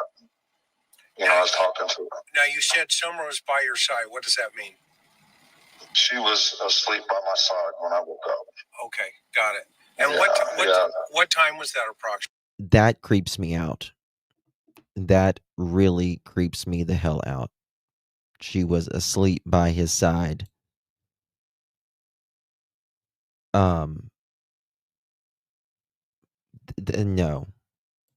Mm-mm. I just cannot. I cannot. That is just, to me, that's inappropriate that a girl or anything is by his side like that of the morning. No. Because, guys, let's just be real here. Guys can wake up a little different of the morning, especially if we got to pee or something like that. And that is just wrong. That is all kinds of fucking wrong. I'd say about 7. Okay. Maybe earlier, 6:30 or 7, somewhere in there. Okay. And yeah, she had to be by me. She just had to be by me. That's her personality. Yeah. No. Yeah, she loves me to death. I could say just one harsh word to her and she would break down. I'd have to apologize to her 10 times over. Right. I mean, it just kills me that she's gone. And her room was right next door to yours, too. Yeah, and we tried to make her sleep in her own bed, and she'd come to me with big tears in her eyes and say, "But Daddy, I want to sleep with you. Yeah. I want to be with you." And I couldn't say no. I just couldn't. And how long has she been doing that? For 5 years. Wow. All her life. Every night? Girl, mom. And he sat to pee. Yeah, he certainly did. Don sits to pee. Yep. You're absolutely right. He sits to pee. Yes, sir. Wow, that's a bond. Yes. Yeah. Wow. And so walk me through it. What time do you get up, and what do you remember last about seeing Summer? All I remember is what's interesting here is he says other times he says Summer would want to go to bed early, and he said I would take her down in her room and put her to bed.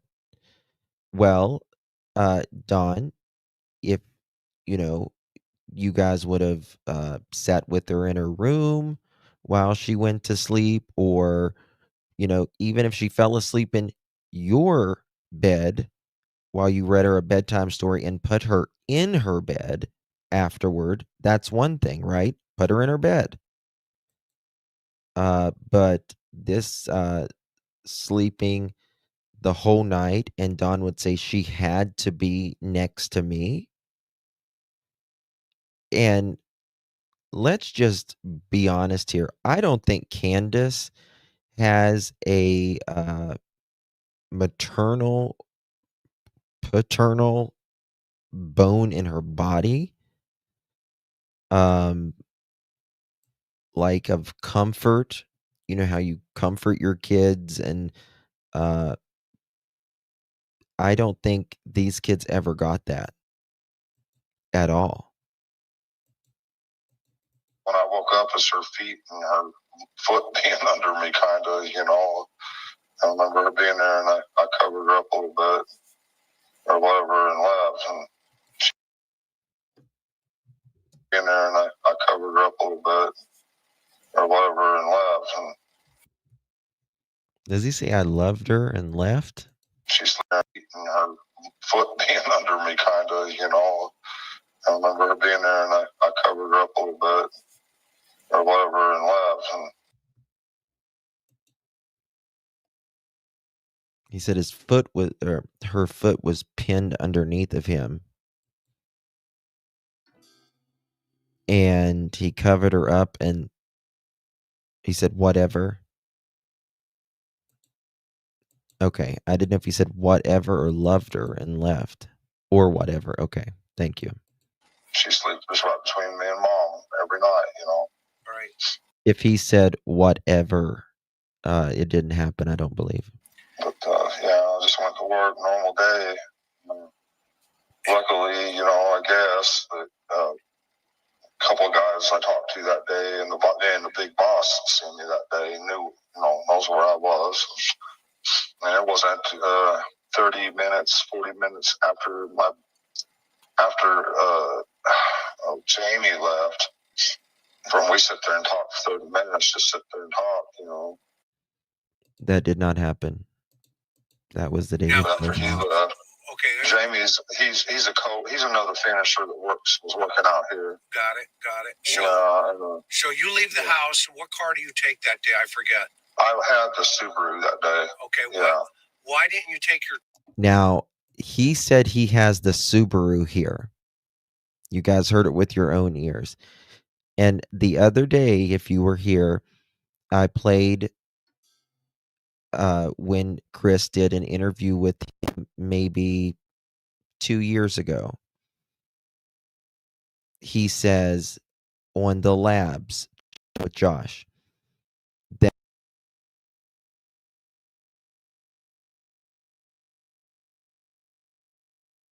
my microphone just went out. 1 second. Can y'all hear me? He said that he did not take the Subaru that day on Josh's from the labs. Hold on 1 second. Let me fix this damn microphone.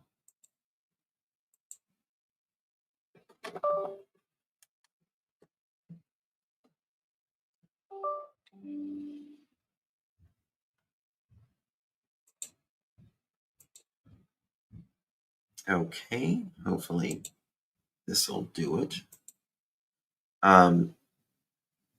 So which one is it, Don? Which one is it? Let me fix this. I don't know what the hell's wrong with it.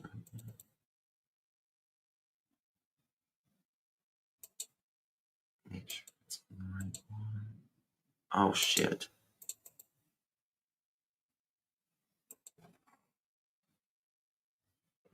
Why is it doing that?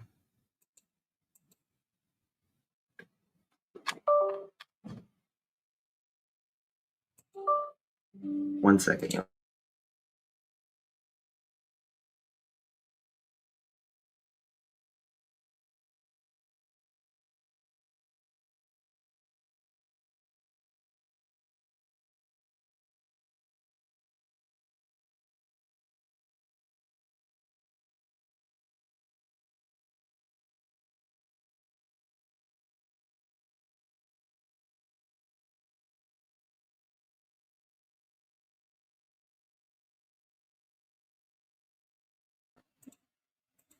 Okay, let's see.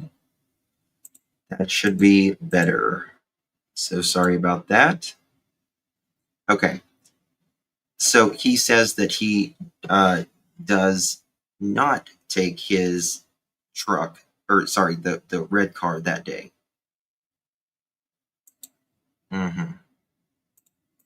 Truck that day. People are going to ask. Well, because the car was just sitting there, and I'm paying these payments, you know, $600 a month plus the insurance, you know, and it's just sitting there. And I thought, well, I may as well get some use out of it. And I threw on my. That doesn't make sense. He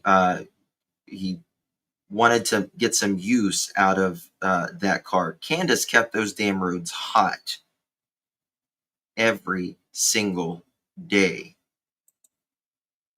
And it doesn't make any sense that she didn't take her car that day anyways. It would have taken less gas if she would have took her mom to the hospital. I started driving for a little while just because, yeah. And so, mainly product. Yeah. Go ahead. So you take the truck, or the car. How far away is your job? What are you doing? It is 45 minutes away in Jonesboro. All right. Yeah. And then what time do you get there? Do you remember? I don't. I probably went and had some breakfast, somewhere or whatever, and come out here.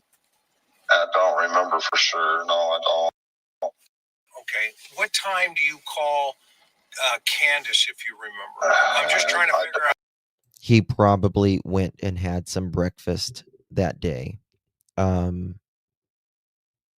You can't remember the alibi. You can't remember the day your child was taken. Like, you should be able to remember everything because it freaking scars you. The timeline and the window. I'm trying to think. I'd say, maybe 3 o'clock or something like that. Listen to that. Listen to that. I'm trying to figure out the timeline and the window. I'm trying to think. I'd say, maybe 3 o'clock or something like that. Maybe 3 o'clock. Wonder why he said 3 o'clock. I wonder why he said 3 o'clock.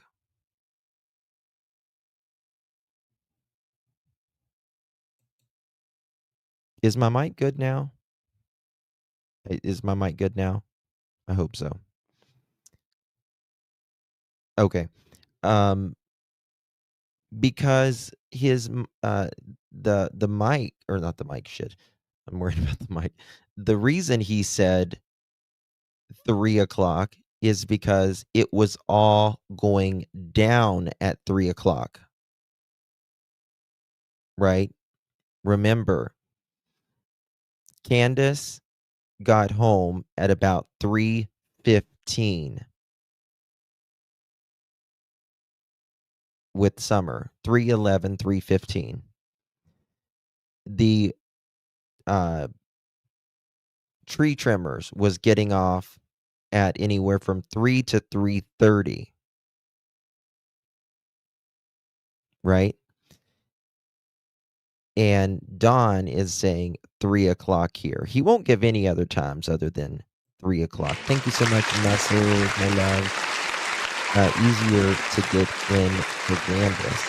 Yeah, that's true. Yeah. If Candace took Subaru, that would make no sense. Used it on his 7 alibis. LOL, it did. Yeah. Don used to say, I have 7 alibis and Candace has none. Thank you so much, dear Muscles. Appreciate you very much, my dear. Yes, exactly. Okay. I don't know. I'm not sure of that at all. And where was she when you called her? Do you know? So I think she said she was either at Walgreens or headed to the lake. Now, okay, so he says at 3 o'clock, when he was talking to Candace. No, Mother Chicken, that is wrong. That is absolutely wrong. Because at 12:21, look at my timeline here. At 12:21 is whenever they were at the Warriors swimming park at 12:21. They had already been to Walgreens. So it had to be before 12:21. It had to be about anywhere from, I would say, 11:30 to 11:50 when Dawn talked to them that morning. So you're lying through your ass, Dawn. Lying through your ass there. I can't remember, but that's why I thought, well, I might as well just stay and work because, that's just what I do. I'm so sorry, Nancy. Yeah, I mean, so when When you got the call, what was the first thing that came to your mind? Well, she called frantic, panicking. And I said, well, just in case, hang up and call 911. And, and I thought it was, for some reason, I thought it was 5:30, but they keep. I bet you thought it was 5:30. I bet you did. Tell me it's 6:26. That's what the 911 says. But to be honest with you, I don't trust police. Okay. And we showed them all that. Now, notice how he starts right there. I thought it was 5:30. To be honest with you, I don't trust police.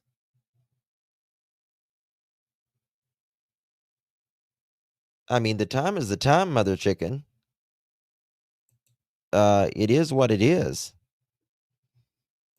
What does you having to do with trusting the police? They are trying to find your daughter. It's not about you, Mr. Wells. It's not about you, right? It's about finding your daughter. Unless it's something that you could incriminate yourself with. Now, that's the question. Sounds like Don was trying not to incriminate himself.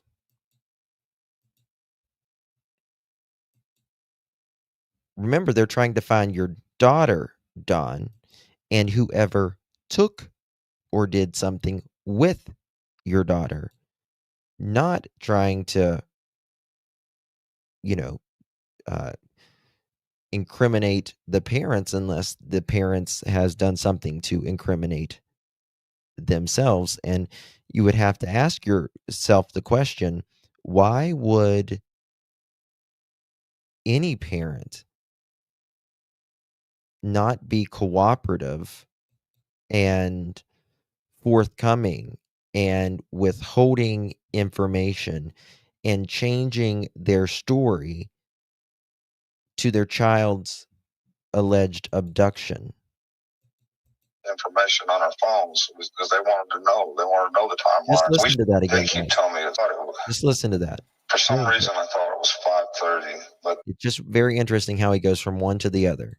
They keep telling me it's 6:26, and that's what the 911 says. But to be honest with you, I don't trust police. Okay. And we showed them all the information on our phones because they wanted to know. They wanted to know the timeline, so we showed them right then. When I got there, they wanted to know all that, and they wrote it all down.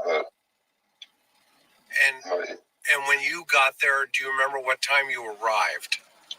I have no idea. I wasn't paying attention. Has no idea.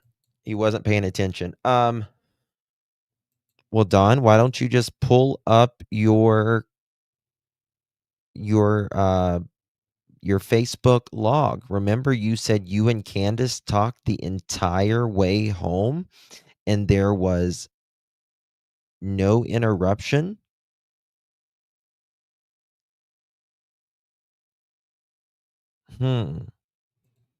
That's a good question too, Raymond. How did he always know something was going to happen to Summer? Well, he's been arrested in many states for breaking the law. Yeah. Yep. Indeed. Absolutely. Hobo is late. How you doing, Hobo? Hobo, to the office, please. You're being paged. Hobo, to the office, please. You're being paged. We need a late slip for our Hobo. Love you, darling. And I was on Messenger with Candace as she was driving her mother's truck around looking for her in the area. Okay. So I talked to her the whole way there, and it's really kind of weird that we was able to talk all the way there because normally we don't have connection like that. Well, this is just the time that God, I guess, intercepted and put a line straight through that was no interruption. No, it didn't happen, Don. Candace could not have been on Ben Hill Road. I had AT&T, still have AT&T, and in the fall and winter of 2021, I was on Ben Hill Road. You could not get one bar. It had this circle with a slash through it. There was no service on Ben Hill Road. But Don says they talked the entire time without any interruption. Right. But he says he doesn't know what time he got home. But, you know, he's not checking his phone calls either, because he says they've magically been deleted, all three of them. And what was she driving? Her mother's truck. That the Chevy, the Silverado? Yeah. And what was Grandma doing when you showed up? I don't even know what she was doing. I think talking to the police and probably just standing there looking or whatever. I don't know. And what were the boys doing? Looking for Summer. And then Don says when we got there, when I got up on the hill, they separate Candace and I, and they're doubting us. Damn right. If you've ever been on Ben Hill Road and you've been up to their house, there's no way in hell some rando stranger is going, like, this is the last place that someone's going to abduct a kid. Once all the police started arriving, they, bottlenecked all the roads, nobody could move. So they was in a state of confusion and panic, I'd say, Now, cops in and out. Was there a car at the bottom of your driveway when you pulled up? Like a No. Cop car or anybody? You just pulled right There in? was nobody there. I was the first one there. He is lying through his ass right here. And Chris from the interview room proved that. And then Don said, oh, well, there might have been a cop there. There might have been a cop or two there. Oh, wow. Yeah. Yep.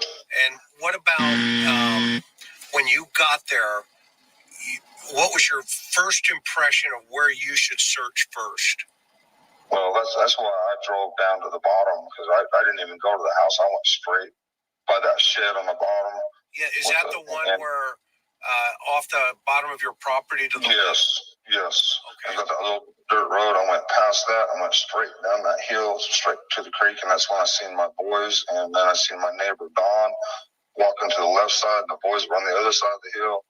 And I knew, like I say, my heart just sank right there. I just knew she was gone. And what brought you to that place first and not to the house? Well, I figured they was looking all over the house, but I was thinking, well, I probably ain't been out on property yet or anything, so that's what made me drive down there first. Okay. But Grandis said they sent the kids over the hill to look for Summer, and she said, we, quote, prayed to God that no one would take them either. So immediately, Grandis is saying, we immediately thought that someone took Summer. Hey, Sarah, darling.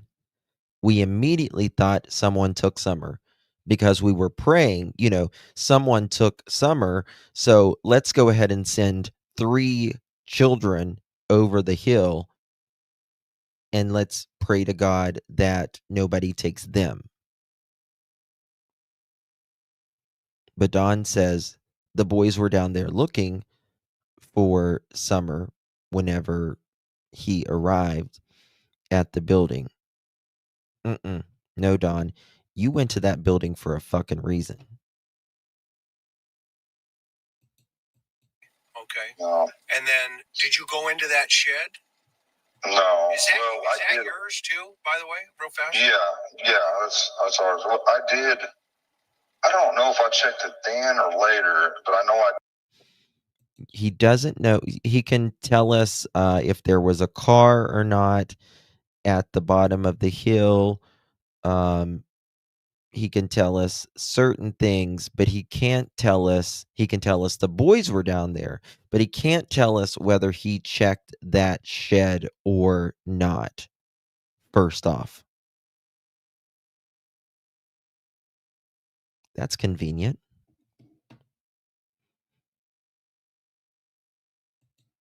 Did go in there and look, but I'm not sure if it was right then, or I might have parked and walked in there and looked real quick. I just don't remember. But once I knew she was gone, I went to the top of the house, went up the driveway up there. Well, so why wouldn't you have gone into the shed? I'm curious. I may have. I just can't be sure on that. Okay. I mean, if you're looking for your child, you're going to go into the sheds. That's one of the first places you're going to go. You're going to check all your buildings. I may have. I just can't remember. You don't want to remember. I went in there, but I'm not sure if I went in there right then. Exactly. Or if I went in there at a later time. I'm not sure. Okay. And then go ahead. I'm listening. Well, once the police started arriving and everything, I was like, man, I'm going to go question all these damn drug dealers and everything like that. And, and they reluctantly said, go ahead. I says, I think y'all should put pressure on them and get a list of every person they know. Yeah, he's going to go check these damn drug dealers, as he's probably got cokes, coming down his nose. Yeah, these drug dealers. He's going to get right on that real quick, mother chicken. He is just sticking whatever to, throwing whatever and hoping it'll stick. All this is why no one buys your crap. Yep. And if it was me, I'd lock them up or whatever and then start asking questions, but it's not up to me. But it's amazing. Don says, it's very interesting. He says here, he will say, if it was me, I would lock him up. But then when Chris asked Don, what do you think should happen to the person who did something to Summer? Should they go to prison? I don't know about that, man. Death is better than prison. But you would lock up the rug dealers, but you wouldn't lock up the person who did something to Summer? Noted. Why would you do that? Why from your perspective? Because okay, Ben Hill Road, if you go back far enough there, Fred Hill lives back there. And I don't want to get him in trouble or nothing, but he everybody goes back there looking for pills, meth, or whatever it is they're looking for, And this was the same guy that you went to after within 3 hours of Summer missing. You're back at his house. Candace was at his house while she was supposedly searching. Took the thought right out of my brain. So you are at this rug dealer's house, talking to him, saying you'll see her in the resurrection, all of this. And Candace is down there with Chad Arnold. And we see all kinds driving back through there. We even see a car coming back there just barely running on 2 cylinders, just everything they got to get back there to ask him if he's got a pill or whatever, It's crazy. I mean, my neighbor has caught people parking our driveways, sitting there doing drugs, either early in the morning, late at night, or whatever, many times over. So basically, that's a drug corridor. Is that what you're saying? Yes. Okay. Yes. And so people go up there to cop dope. Yes, or they, and then there's the other places. I don't know where they're all at, but they, they all intermingle, and you know how that kind of works, I guess. But well, yeah, I mean, there's a lot of dynamics always, right? There's a lot of moving parts. So yes, back to Summer for a minute. So when you got to the house, and did you go into the house at any time? Well, yeah, I went in the house, out of the house. I mean, we was turning everything, looking everywhere. We didn't know what to do, and the police started pulling up, and this and that. And, yeah. And where did you search? Pretty much everywhere, in the sheds, the shed right there by the house, all the sheds, everything. I look everywhere. Mostly I screamed to the top of my lungs. So I was like, here he said we checked the sheds. We remember checking the sheds, but you can't remember if you checked the shed when you first pulled up. A kid for summer, hoping that she was just lost and around there close somewhere. Right. And then what about in her bedroom and stuff? Did you look down there? Well, yeah. Seriously, to the office, please. You're being paged. Seriously, to the office, please. You're being paged. Hey, Lakeside. How are you doing, darling? Good to see you. Thought he couldn't remember exactly. Yeah, I mean, Candace went down there too, and she looked under everywhere, under everything, Right. She told me, Right, but that was different than you, though, right? Did you? Yeah, but I did. Yeah, I looked everywhere also. Yes. And what about the door? I don't remember. No, I do know that the boys. Listen. We cuss them because they just leave it wide open all the time. Right. Like, man, you got to keep that locked or shut, and they just don't listen. They would cuss the boys because they didn't keep that door locked. Which is interesting because Candace said when they left that day, they said that the doors were locked, nobody in and nobody out. Guys, come on. We're almost at 1,000 thumbs up. Let's get to 1,000. Come on. Hit that thumbs up one good time. CM said last night he's not going. Yeah. Trust me, none of us are giving up on summer. And I do believe we're getting close. I do believe. Thank you, Joseph. I appreciate that comment. Thank you. Was someone coming in to steal some trash? Right. Then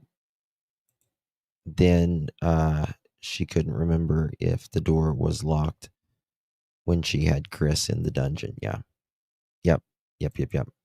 Thank you so much, Lakeside. Appreciate you, my friend. Thank you so much for your support. Thank you, right? Appreciate the idea. Thank you so much. There was a blue couch in the front door. Yes, down in the basement, there was a blue couch. Hey, Green Eyes. And there was a two-way tinting. You couldn't see inside either. Right. Could Summer open that door? Probably so. Yeah, I would say so, yeah. How many times you... Probably so. So, if your daughter can open up a door or not, and if she's ever went out of that door or not. Hey, Marlon, good to see you. Carol. Lolo GN, good to see you.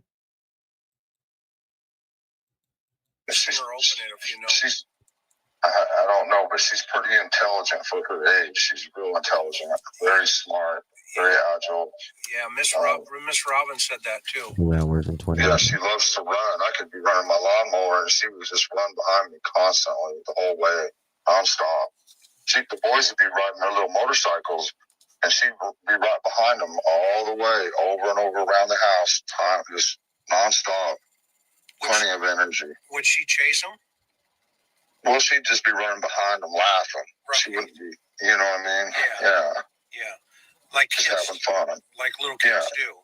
Yeah, she don't even need a bike or motorcycle. She, Right. So tell me more about her personality. She just loved, she would always come to me, Dad, hold my hand so I can twirl. And I'd hold my arm there, and she'd just sit there and twirl till my arm just about give out. She loved to do that. Sometimes we'd play rock and roll music or whatever music, and she liked that song Godzilla. I had it saved on my phone, and everybody put me down for that. But for something about Godzilla, she just liked. She'd always say, well, he's a nice monster. He gets all the bad monsters. That makes me, when he says this here, when he says, she says that he's not a bad monster, he's a good monster. It reminds me of the 2 registered child RSOs that Don and Candace and his ex-wife Pam lived with. One of them well, they both lived there on the property, but one of them was R-ing 4 children in the house.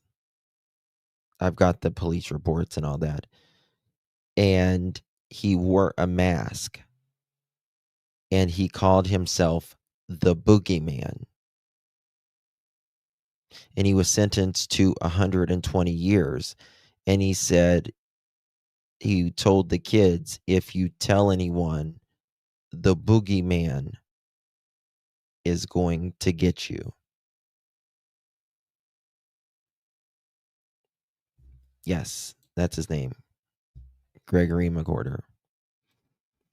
And Don says this, and it just makes me like, oh, he's a good monster. And it just makes me cringe when I hear that. Down for that, but for something about Godzilla, she just liked. She'd always say, well, he's a nice monster. He gets all the bad monsters. He takes care of all the bad monsters. Yeah. So if they only knew, right? If the little kids only knew. And so when you pull up and you see Grandma, what was Grandma doing? Just kind of standing there dumbfounded, if I remember right. Do you get along with Candace's mom? I haven't for a long time. We fought for a long time. She's the reason I got arrested and charged the way I did, because she told him I put real bullets in a muzzle loader. And that was 10 years mandatory, no bond. Tell me about that. Well, when I come back from Utah, I was trying to move my family to Utah. I've always knew that something was going to happen to Summer. It's something in my gut has always told me, and I've always told Candace, watch her closely. I think thought you was going to happen to her, Don. Your, in my opinion, tendencies. Thank you so much, Miss Pamela. Appreciate your super sticker, my dear. Thank you so much. Thank you so much, my dear. I know, me too.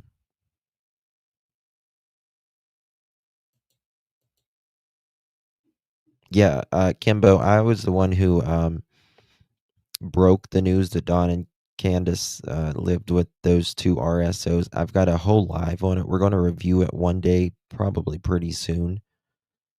It's a really hard live to go over, though. It's a really, really hard live to go over. That's my baby. Do not let nothing happen to her. I told her that all the time. What brought you to that thought?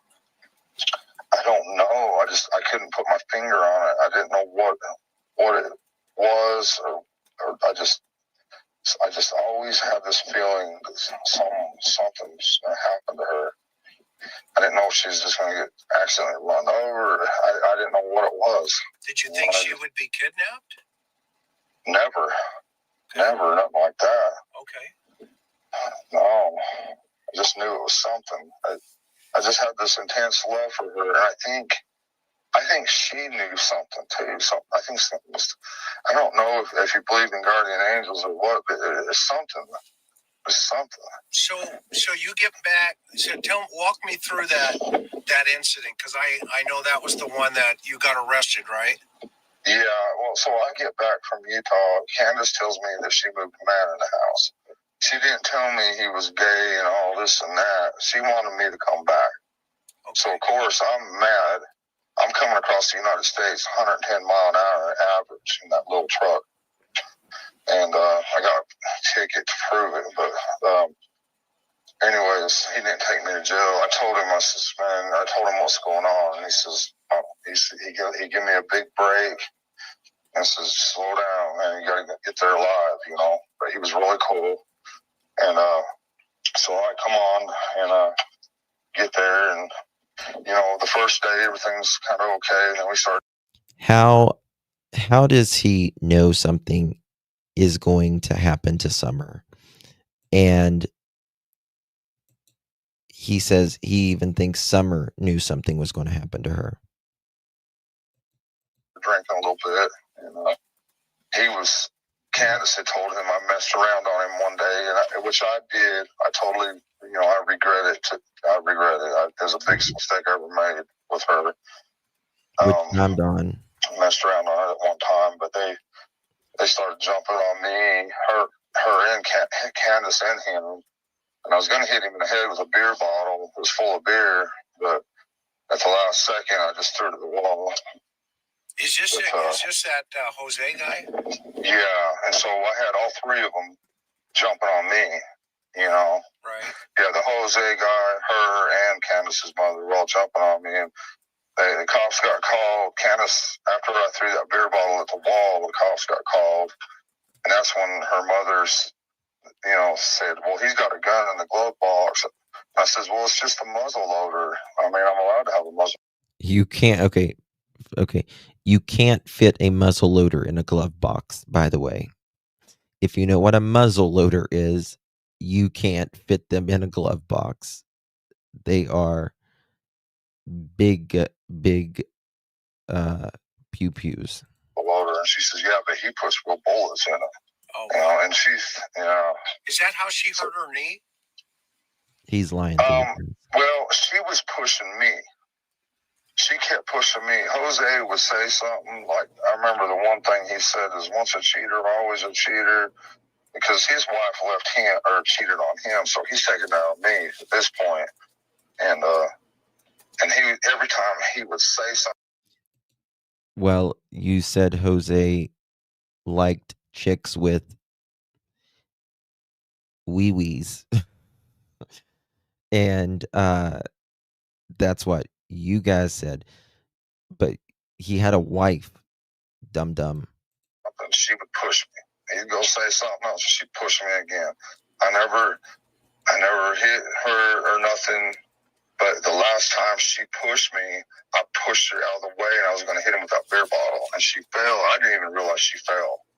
Or I pushed her to, whatever. I was just trying to get her out of the way because I was going to nail her.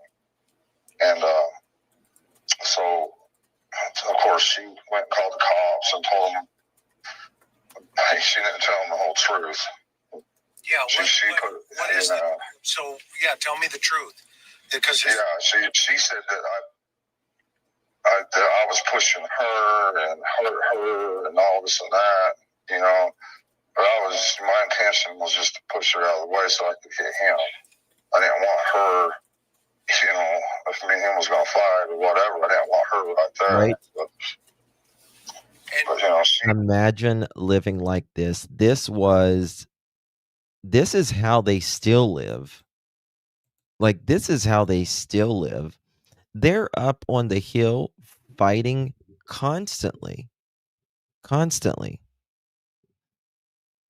Didn't have no problem getting a hold of Ellie. Isn't that the truth? Isn't that the truth? They had no problem getting a hold of Ellie there. And, I just thought of something. Hold on.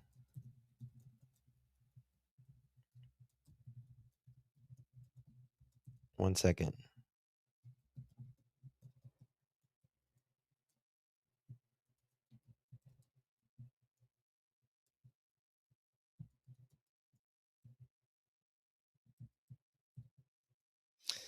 I just thought of something I'm going to do. I can find out something. I'm going to bust them in another lie. I just texted you something. It was acting real funny. See, another thing is, too, though, on her behalf, so I was at a party in Utah at my sister's house. Well, I told her the truth is I was at my sister's house at a party just to eat the free food because I had to go home and I was staying in a trailer to get to sleep so I could go to work the next day.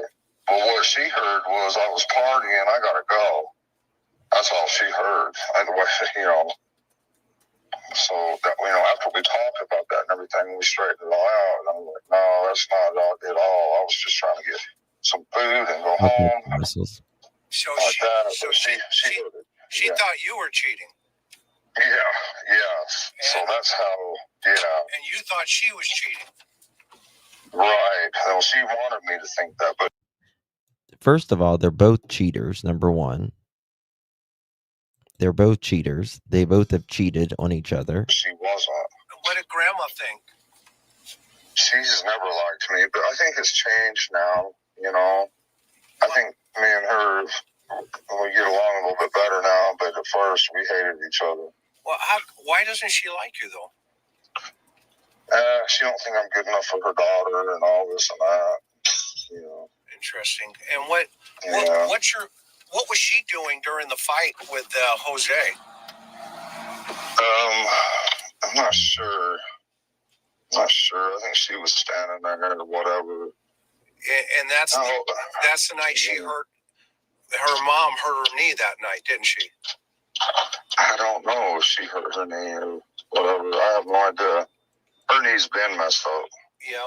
And for a long time. You said she was getting in the way when... No. Well, Candace was the one pushing me. Okay. Jose would say something, and Candace...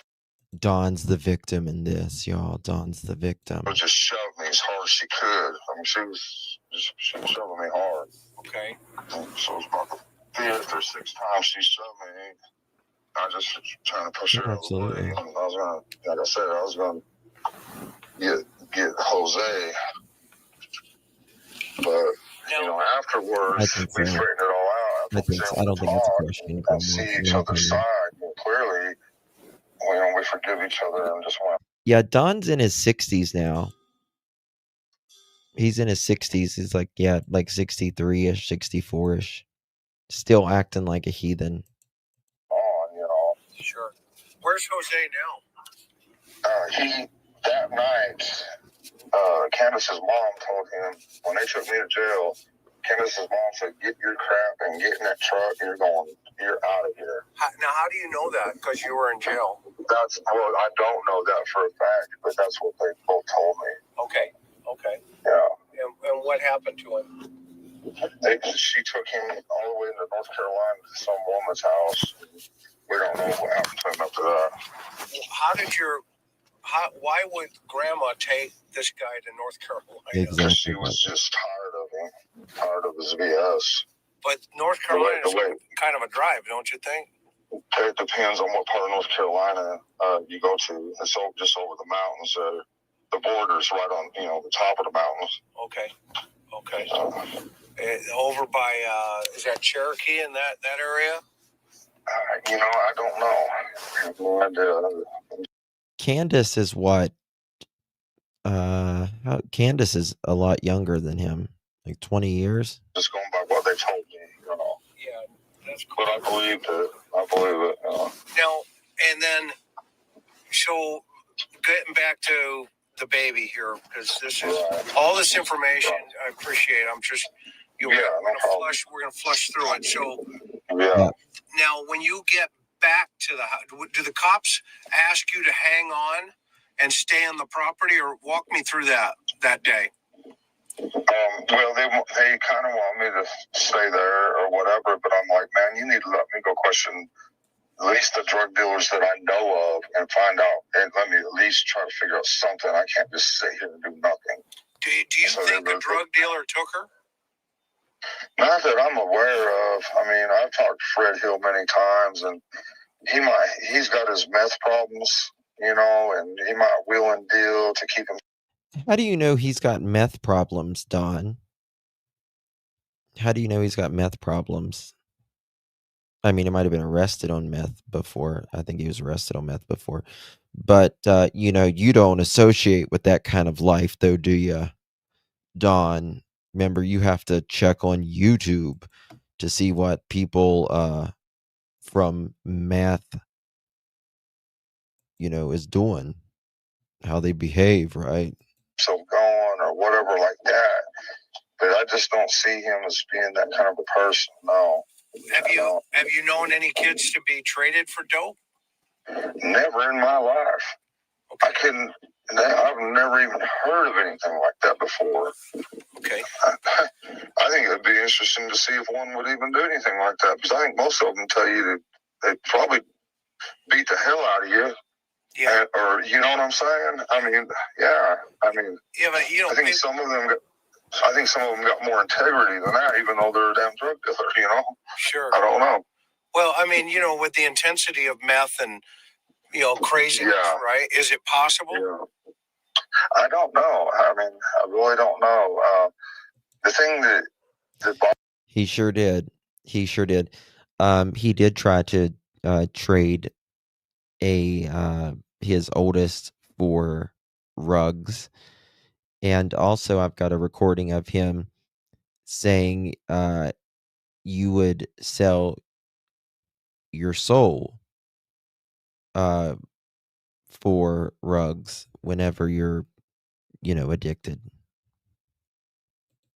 Bothers me the most is Dudley Ajan, because he would do anything to get at me. And we know he has an alibi, but that doesn't mean that he didn't get with the Hammonds or somebody, There's the Hammonds again. And the Hammonds, they, I think it was a week after Summer disappeared, one of the Hammonds tried to abduct a little boy while someone was mowing. So, again, he's just trying to place that name there. And we know that they have ties because of Facebook. These detectives have told me that they have ties. They've worked with him. They know each other. That's interesting. Don says these detectives, that's interesting that they have ties because of Facebook. Don, what kind of ties did you have on Facebook? That's my question. Do you know someone named Randy? Do you know someone named Randy, Don? I think you do. Mm-hmm. There's that. Oh, thank you, Amy. That's very sweet of you. Thank you so much. I don't have much that I want to share with you. I appreciate all the time and effort you spend on these cases. Thank you. Oh, thank you so much, Amy. That is that's so generous. I appreciate you very, very much, my dear. That's a very kind message. That is so very sweet. Thank you so much, my friend, and thank you for those kind words, and thank you for being a member. I really do appreciate that very much. It was psycho. You say these detectives, not TBI, the people you're working with. Right. Okay, great. Yes. Okay. And I'll gladly give you the number if maybe you guys can get together. I don't know. I just, like I said, I don't hardly trust anybody anymore. I don't trust the police anymore. Why I mean, there's just so much weird stuff like this. It just blows me away. Yeah, there's a lot of moving parts for sure. And yes, sir. Yes, sir. It's not my first rodeo, though, as you know. It's me, Jen. Thank you so much for renewing your membership, my love. Appreciate you. Thank you so much, my dear. Appreciate you. We're almost at 1,000 thumbs up, y'all. Right. I'm sure you've done your homework. And so I want to stay focused on that day, because this is Donna Pittman. I promise you, she is deceased. If you go to my Justin for All channel, there is a video of me talking on a live stream directly to the funeral home. I had to research all the funeral homes, but I found the one, and she definitely died. It's critical that day. Yes. And you say this guy, you have this feeling that this guy's involved. What brings you to that feeling, even though you say he has an alibi? Because he would have done anything to get back at me. So revenge. Like I say, yeah, revenge. He tried everything in the world. Like, he called Jesse and his dad several times and he told them all kind of stuff to try to get me fired.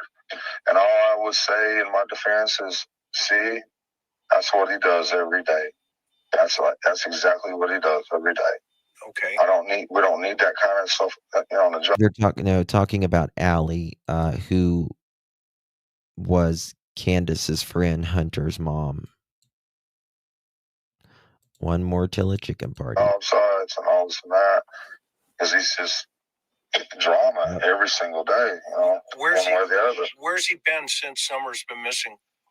I don't know. I know the police have been to his house. He had his truck up on jacks, and he's definitely got alibis. What kind of truck, real fast before you go past? That 1,000% acting badly. There's a picture of it, because he drove to my house, and we rode in my truck because we had a long distance to go that day. And it's just been a fight with him. You know how some of these meth people are. You can't reason with them. You can't. They start. Hunter looks like a 50-year-old man. He looks terrible. Last time I saw him, that kid. Can you imagine? Can you imagine what that kid has been through? I mean, having Andrew as your father, and Allie, she was, I don't want to talk bad about her or anything, but she was not very present. And all of this stuff that happened with Summer and all that. He didn't drive it. He didn't drive yacht.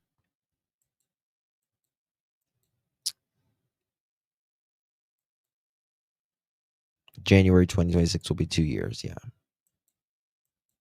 You have snow. Do you like snow, Magic? I don't like snow. Or seeing stuff, they start thinking everybody's after them, and they start thinking all kind of weird stuff, So there's just no.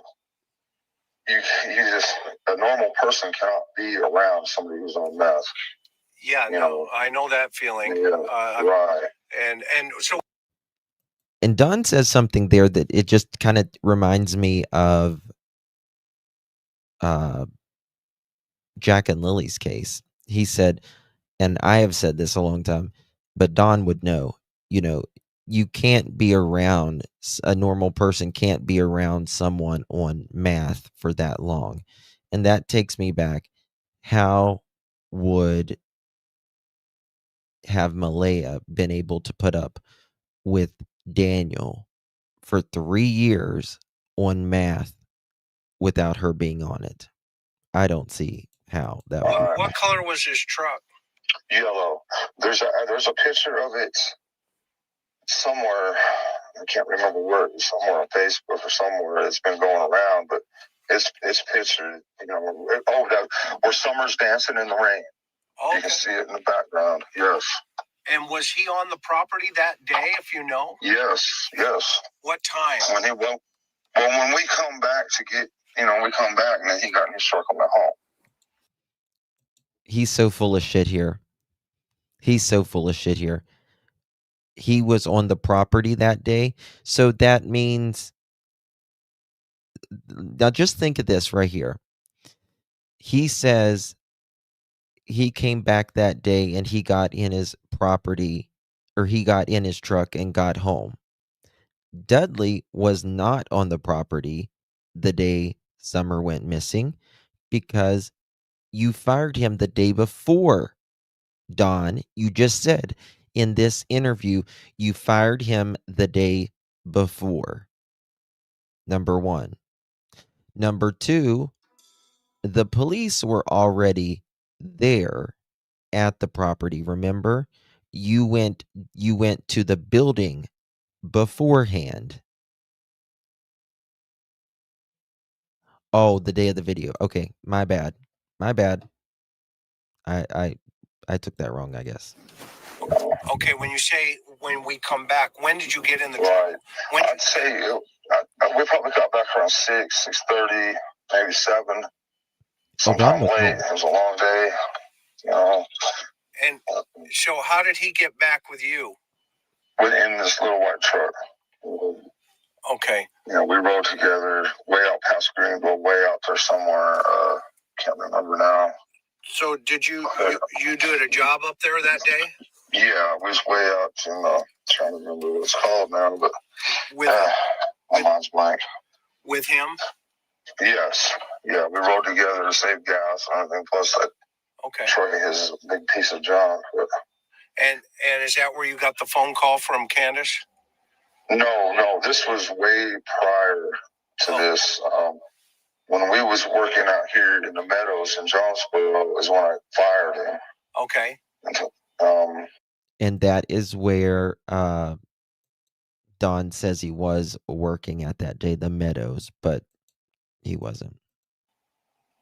And he kept, yeah. And that was the day before. See, Don would get high on the mathematics, and he would work all hours. He would go there at 2 a.m. sometimes and work. Right? Yes. Okay. The day before Summer disappeared. And so... Right. Then did you come back with him that day, or the day Summer disappeared? Into the job? Yes. Yeah, I come back to work on the job and try to clean it up, and I was talking to some of the guys out there. I told them, come on over here and look at this job over here. Look at this. And they was... listen.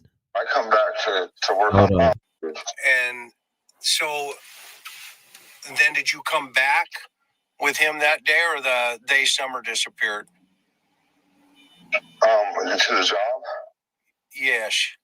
Yeah, I come back to work on the job and try to clean it up, and I was talking to some of the guys out there. I told... You see, Chris is getting him right there. Did you come back to work with him that day or the day Summer disappeared? He doesn't really answer it, but he says, yes. Well, I came back to the job and tried to clean it up. He's so dumb. Hey, Misty, good to see you. Come on over here and look at this job over here. Look at this. And they was like, wow. They couldn't believe it. This guy is working. Candace is late. Oh, my God. Hold on.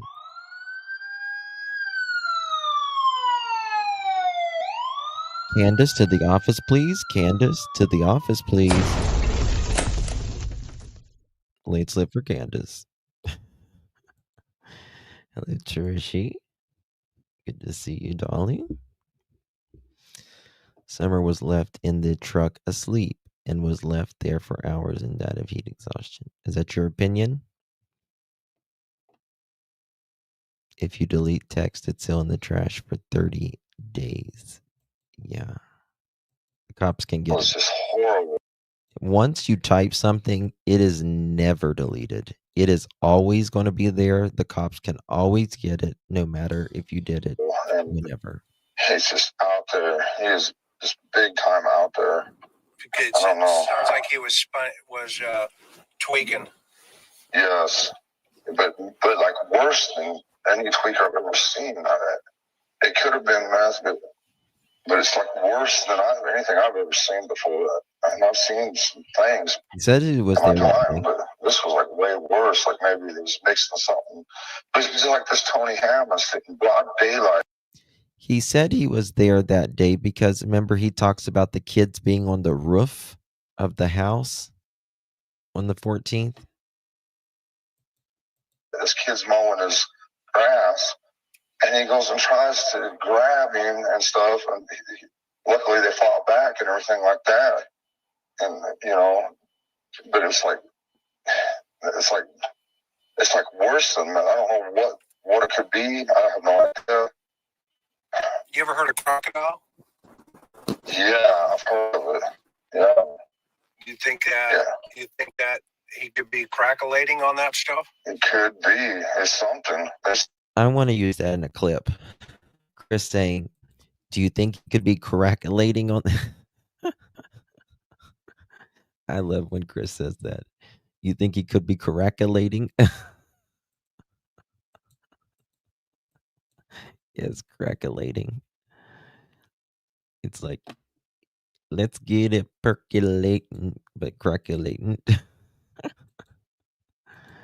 Something crazy because, we're supposed to be a team out here. And I'm like, okay, we're going to do butt joints. Okay. So I mix up $2 a month for butt joints. Next thing I know, he's on his steels. That's the problem, Don. You are a butt joint. That is your middle name, Don Butt Joint Wells. That's what you look like in your underwear. You answer the door at 3 a.m. You are a butt joint. Working on a tray on the high ceiling. I'm like, dude, what are you doing? We're supposed to be doing butt joints together. And he's mumbling some stuff and whatever. And I'm like, you probably tried to do a butt joint with him. Wouldn't surprise me. So I get down off my stilts and I set up mud for him so he can do that. And like I say, he spent 2 hours on that thing. That's something that should have took 20 minutes and just was cussing and like there's all kind of stuff in my mud. He asked me if I'd dump it out for him. I mean, he had mud slung everywhere. He'd grab a bucket. He's trying to do 100 mile an hour. I'm like, man, you got to slow down. You can't work like that. Right. And it was just on and on and on, day after day after day, like that. But getting worse every day. Yeah. And this is yeah. Go ahead. No, that's all right. You finish your thought.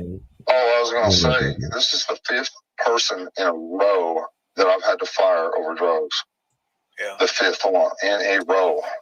Yeah. And wow. It seems like 5th one in a row. What, did they steal your drugs, Don? Is that why? After they get that paycheck, it's when it all starts. See, you hear Don, he says it's after they get that paycheck, because they go buy the rugs. Just like you, Don. Just like you get paid, and what do? You go to town for the weekend. You get a $30 motel room. You get a $30 hooker, and you get $1,000 in Coca-Cola. And you come back Sunday night, and you look like a whipped pup. Yeah, and when he's been up on your property there, has he seen Summer? Yes, and Candace said he didn't like the way that he was looking at her. Tell me about that. Well, I'm not sure. All I know. That's what I think he's projecting right there, Muscles. He says, and Candace doesn't like the way Dudley was looking at her. What's the way that you look at people, Don? You creepy McCreeperton. Well, she was mad because he was looking her up and down. That's what she told me. And when was that? several times. The first day that he was up there, and she's told me several times since then. Did you think of him the day Summer disappeared? Yes, I did. And what did you think? He's my first suspect, and still is. And he hates Dudley.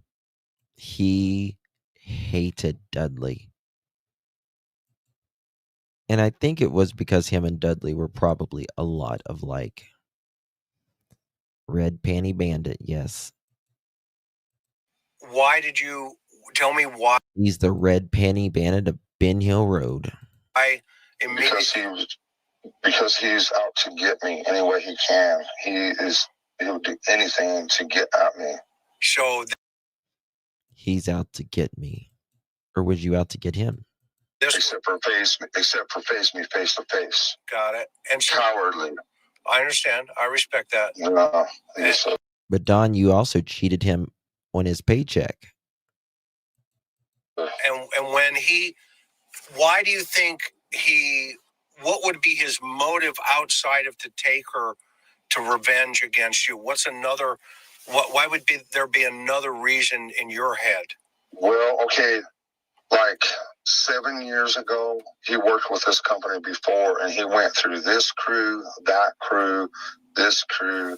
Then he 7 years and 4 scores. Worked with me, and I worked with him for a half a day, and I was like, dude, I don't know what's up, but I'm going home. The next day by 11 o'clock, I'm like, dude, I cannot work with you. I don't know what your deal is, but I cannot. And this was like 7 years ago. And so I told my boss I can't work with him. Let him do his own apartment. I'm going over here. I'm going to work on this place. And then he messed all. So 7 years ago, he couldn't work with him, but he gave him 50% of the business 7 years later. And 7 years and 7 alibis ago, what's with the number 7? Mm-hmm. Yeah, Jen, I'm going to. Ended up getting fired. His wife left him and took the kids. Okay. To another state. Okay. To another state. So he took the kids. No, she did. To protect the kids. Yeah, and plus right now he's on probation for something, and I don't know what that is. But one day I walked out to his truck, and he had one of them phony things that you pee out of. Yeah. You can put somebody else's pee in there. Yeah. He was putting one of those on and saying, well, I smoke my weed. I got to have something for my weed, man. I got to have my weed, And I'm thinking, where he's from, where he was living in West Virginia, weed's legal. Yeah. Is that for his PO? Yes. He was going to go do a drug test for his PO. Weed is not legal. And I thought, I didn't think much of it then. But after thinking about it, they don't care if you smoke weed. Yeah. That's the least of their worries. Yeah. I used to supervise every Thursday night, everybody coming in and with the P cup. So I know exactly what you're talking about. And you have to stand next to you and watch you piss, man. That's no fun. No, I guarantee you it's not. I wouldn't want that. Okay. So what's your fear then of my biggest fear is that the heat's on him and he would get rid of evidence, meaning my daughter. Right. That's my biggest horrific fear. Has TBI and FBI interviewed him? Yes, and he's got alibis, and then they say, well, we just don't see him like that kind of a person. I say, you don't know him. You haven't seen his prison mentality come out like I have, or his thug mentality. I've seen it, and I tried telling them that, but it's just they don't even sink into them. It seems like to me. I don't know if they're really listening to me or just I don't know what TBI. They don't say nothing. Now walk me through that. Were you in the joint with him? No.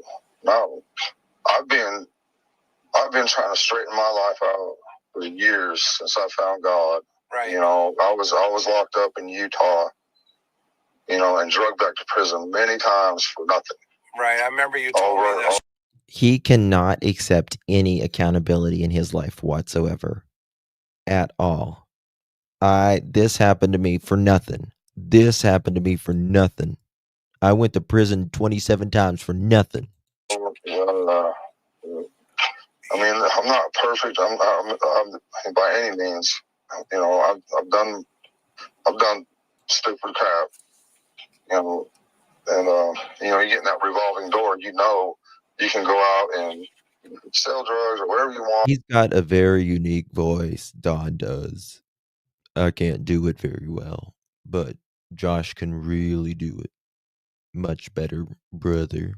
He kind of sounds like an old surfer, but with some Appalachian in it. I don't know. It's weird. And you're just going to get your slap on the wrist, do 4 or 5 months, and back out. Everybody knows that. Right, right. You get violated, and it's like a free party, kind of. Right. And yeah, I remember you told me that you were at Hill Air Force Base, and your PO told your boss and kind of snitched you out, and that kind of. They come out there too deep, and whatever they told my boss, he was just shaking in his boots. He's like, "Man, I can't do this." Yeah. So they got me fired. And what were you in custody for? Can I ask you that? Well, I mean, I can find out. You know that. Well, yeah. Listen, he doesn't want to talk about this. Listen to this. This is so interesting. This guy is having a hard time with. He was messing with my sister, causing her a lot of trouble. And that's just an excuse. There's no excuse for what I did. But I hot-wired his truck. I took everything out of his garage. Harley stuff, everything, and loaded through it in the back truck and sold the truck and all for nothing. But there's no excuse. I did what I did. It was wrong. Okay. I've heard worse. Go ahead. Yeah, but that, stuff like that. What else have you been locked up for? I mean, what other things have you done? I don't remember. You don't remember? Come on. You don't remember. I've made trips to Mexico. Were you running? Were you running down? Were you running down? Yeah, I bought cocaine. And yep. Totaled a brand new truck coming back out of Mexico once. Just out for days on it. I'd get out in the middle of nowhere, think the Indians after me. I'd get back out on the freeway, I think the cops after me. I didn't know which way to turn. Out in the middle of the desert, And you used to take the 5 down or the 15? Yeah. I think, we went to El Paso. Oh, yeah, Texas. Long way to El Paso. Yeah, and I just turned, and that turned into a big nightmare. Yeah, absolutely, man. Yeah, that's like the core. I was lost out there in southern Utah somewhere. I didn't know which end was up or down. Yeah. So you were running dope. You've done, that sounds like you stole the guy's truck, and then. Well, let's just say I tried to run dope. Okay. It's hard for a doper to run dope. Yeah, that is a. I ain't gonna lie to you. That's a very true story, man. Right there. Yeah. Right there. And now, what about when this thought process comes to my mind here for a minute about what was she wearing that morning when you? The same. Well, when she was asleep next to me, I'm not sure. As I just woke up and they stayed in bed and I got gone to work. And I'm not sure, but I know the picture of her where she's asleep by the milk jugs. That's what she was wearing when she was kidnapped. Okay. So it's the same outfit. Yes. And is that the outfit Candace said? Did she change when she went back in the house, or do we know? I don't think so. That's the outfit she was going to wear for her first day of school. Oh, so this is the outfit. So it had some sentimental value for her. Yeah. Did she pick it out? I don't know. I'm always at work. I'm glad she got to go to all these places with her daughter. For the first 2 years, 18 months or so, Summer, when she was born, she didn't want her mother. She only Listen wanted to me. that. Wow. And that just blew me away. I was like, I just couldn't believe it. You know, that she only wanted me. And Candace coerced her all these years by taking her to all these places, fishing and stuff. And it took all this time to get. But Summer loved her mother. You know, it took time. And I don't know why she was just so attached to me like that. I've never had anything like that happen to me before. And I was just so thankful, you know. I thank God, you know. Yeah. So I've never had anybody love me like that. Yeah. No, I get it. What about? I want now. This one's going to be a hard question. Okay, so. It's all right, brother. It's all right. Oh well, I'm being straight with you. So, what your ex-wife years ago tell me about that scenario where. You know, she went over and got the kids. My ex-wife got the kids. I don't know what you're talking about there. Well, she said that, you know, by the way, are you guys still on talking terms? Just, I might as well clear this. Yeah, we're talking. Yeah, I don't have no problem with her. I think she's gotten clean. Okay. She's had years of meth problems, but I think she's finally gotten clean and she's somewhat got her head straightened out. Okay. And so we've been talking, but there was, you know, where she said that you were kind of spun out and, you know, that your kids got with somebody else and, you know, she didn't know about it and she went and got them. I don't know anything about that. I have no idea. I never heard that, anything like that. Okay. And that's why I'm asking you. I mean, I always go right to the source, you know what I mean? Right.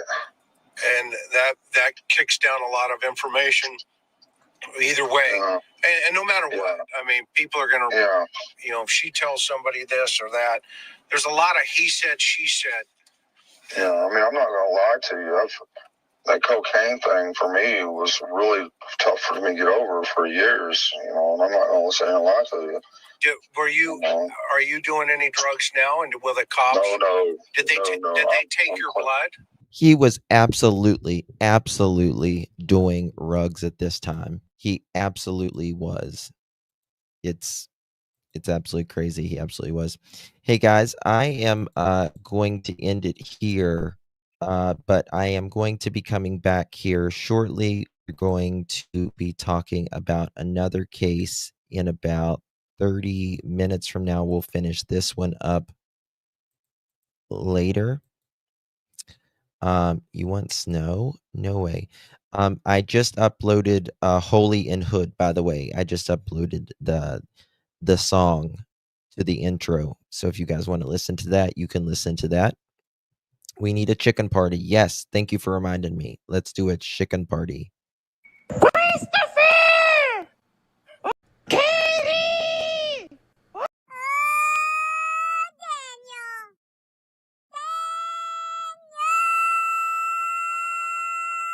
Daniel! A bullshit? A bullshit? A bullshit? A bullshit? Girl, how I look? Like a damn fool.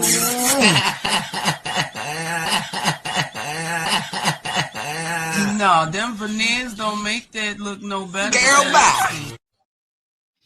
The following is an actual video of John Wells answering the phone call as a man that just got out of jail at 19 years old.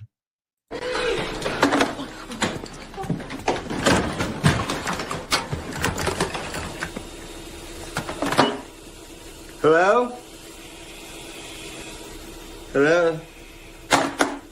I said don't disturb you, I'm cleaning my room! RCMP, open up. Get up off me. I said that's enough, let my goddamn titty go. You act like you starving, Monquito. Now I said that's enough. You wanna bite me? Huh? Okay. That's how I feel, now get up off me. Got these people recording me act like I don't feed your ass. And look at your damn daddy just sitting there. You need to come get your damn daughter. She get this shit from you. Now let my damn titty go. You didn't eat. Let it go. Because at this rate, I'm not gonna care if Monkey Protective Services come get your ass. Now let them go. You didn't eat and you acting like you starving. Okay, we won't listen. We won't listen. Who is that? Oh, I thought I heard something. Now get your... Okay, let me just turn my ass around. Now, didn't I tell you to let my shit go? Now, I'm not about to keep playing with you in front of these people. I'm trying... Okay. Let me see who looking. Okay, hey. Who does this monkey remind you of? Let me see what's going on with this little piece of fruit, baby. Clear my throat. Got a good little ring to it, not tart at all. Very sweet. Let me get on up here, baby. I don't need everybody in my mix. See, you don't need to see Big Mama eat her oranges. Go on back the camera up and stop playing with my time before I get active mode face. I love that monkey. A little piece of fruit here. Let's see what's going on here. Yeah, me smell cocoa butter cheese. Yeah, right there. Give me a kiss. Damn. You got to be an Instagram model or something. Here, put this shit on your gram right here. There you go. Yeah. Give me a kiss. Don't move. This one going on the wall in my trailer. Stop. You love touching my belly. Oh, you make me feel so sexy and confident. Oh, let me back up so you can look at it. Hi, look, babe. Stop playing. I just falls out when you do that to me, boy. Come on now. Oh, look at these legs and stuff you got. Oh, I think I want to touch and kiss up on you real quick. What's up? In public. Let's do it right here in public, babe. What's up, boy? Come on, let's do it in public, babe. Stop playing with my time. Come on, boy. Come on, babe. Let's do it in public. Ooh, don't start nothing. Won't be no start, no shoe, won't be no stuff. Come on now, touching my titties and all that. Come on, boy, in public. Ooh, let me take this leg real quick and then. Ooh, where you going? Where you going, babe? Come here. Touch on me. Tease me. Nah, for real. Come on, let's go. What you doing? Baby, come on now. We got to get to the barbecue. Stop playing now. Stop playing with my time. Oh, let me get up here. Oh, look at that butt. Oh, take this shirt off real quick. See, let's go on and get wet out. Let's show them the way, because you know I do what I do when I do it. Come on, babe. Come on. Oh, this shirt is cute. Come on now. And let me tell you something. Why you liking that girl photograph on Instagram? I told you about getting too friendly-handed on Instagram. Stop liking their pictures. Stop liking their pictures. Do you hear me? They don't need you to know you. Stop liking their pictures playing on my time. Come on, babe. Let's go. I'm hungry now. They waiting on us. I want me a rib sandwich with some little cheese. Boy, get from behind me. See, you take me away from the pain and you bring me paradise. So it's pretty out of here, girl. What's going on? We need to go down there to that barbecue shack. See, last time they shorted me a rib. I need all my meat. I want to feel ribby. Playing with my time. Girl, I ain't know they closed down the food town. Nobody really shopped there anyway. Shit, they always play with people's time. Girl, look at Bonita. Come on, playing with people's time. Girl, it's too hot out here to be having all that on, all that black and they at the jewel.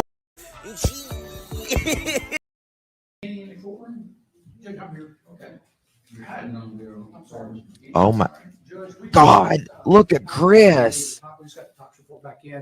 Gerald Daugherty wants to watch the videotape. Is that Chris? Oh, suck it now. A bullshit? Oh, suck it now.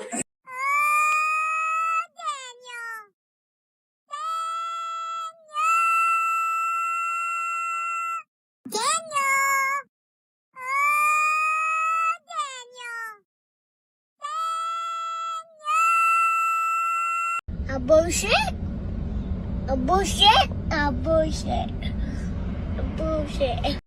They can shut their chicken tone, chicken bone, Google Chrome, no home flip phone, disown ice cream cone, garden gnome, student loan, full-blown Indiana Jones, overgrown Flintstone, X and Y chromosome, Fred Zone, Sylvester Stallone, AutoZone, professionally seen silver Patron head, Get the fuck up.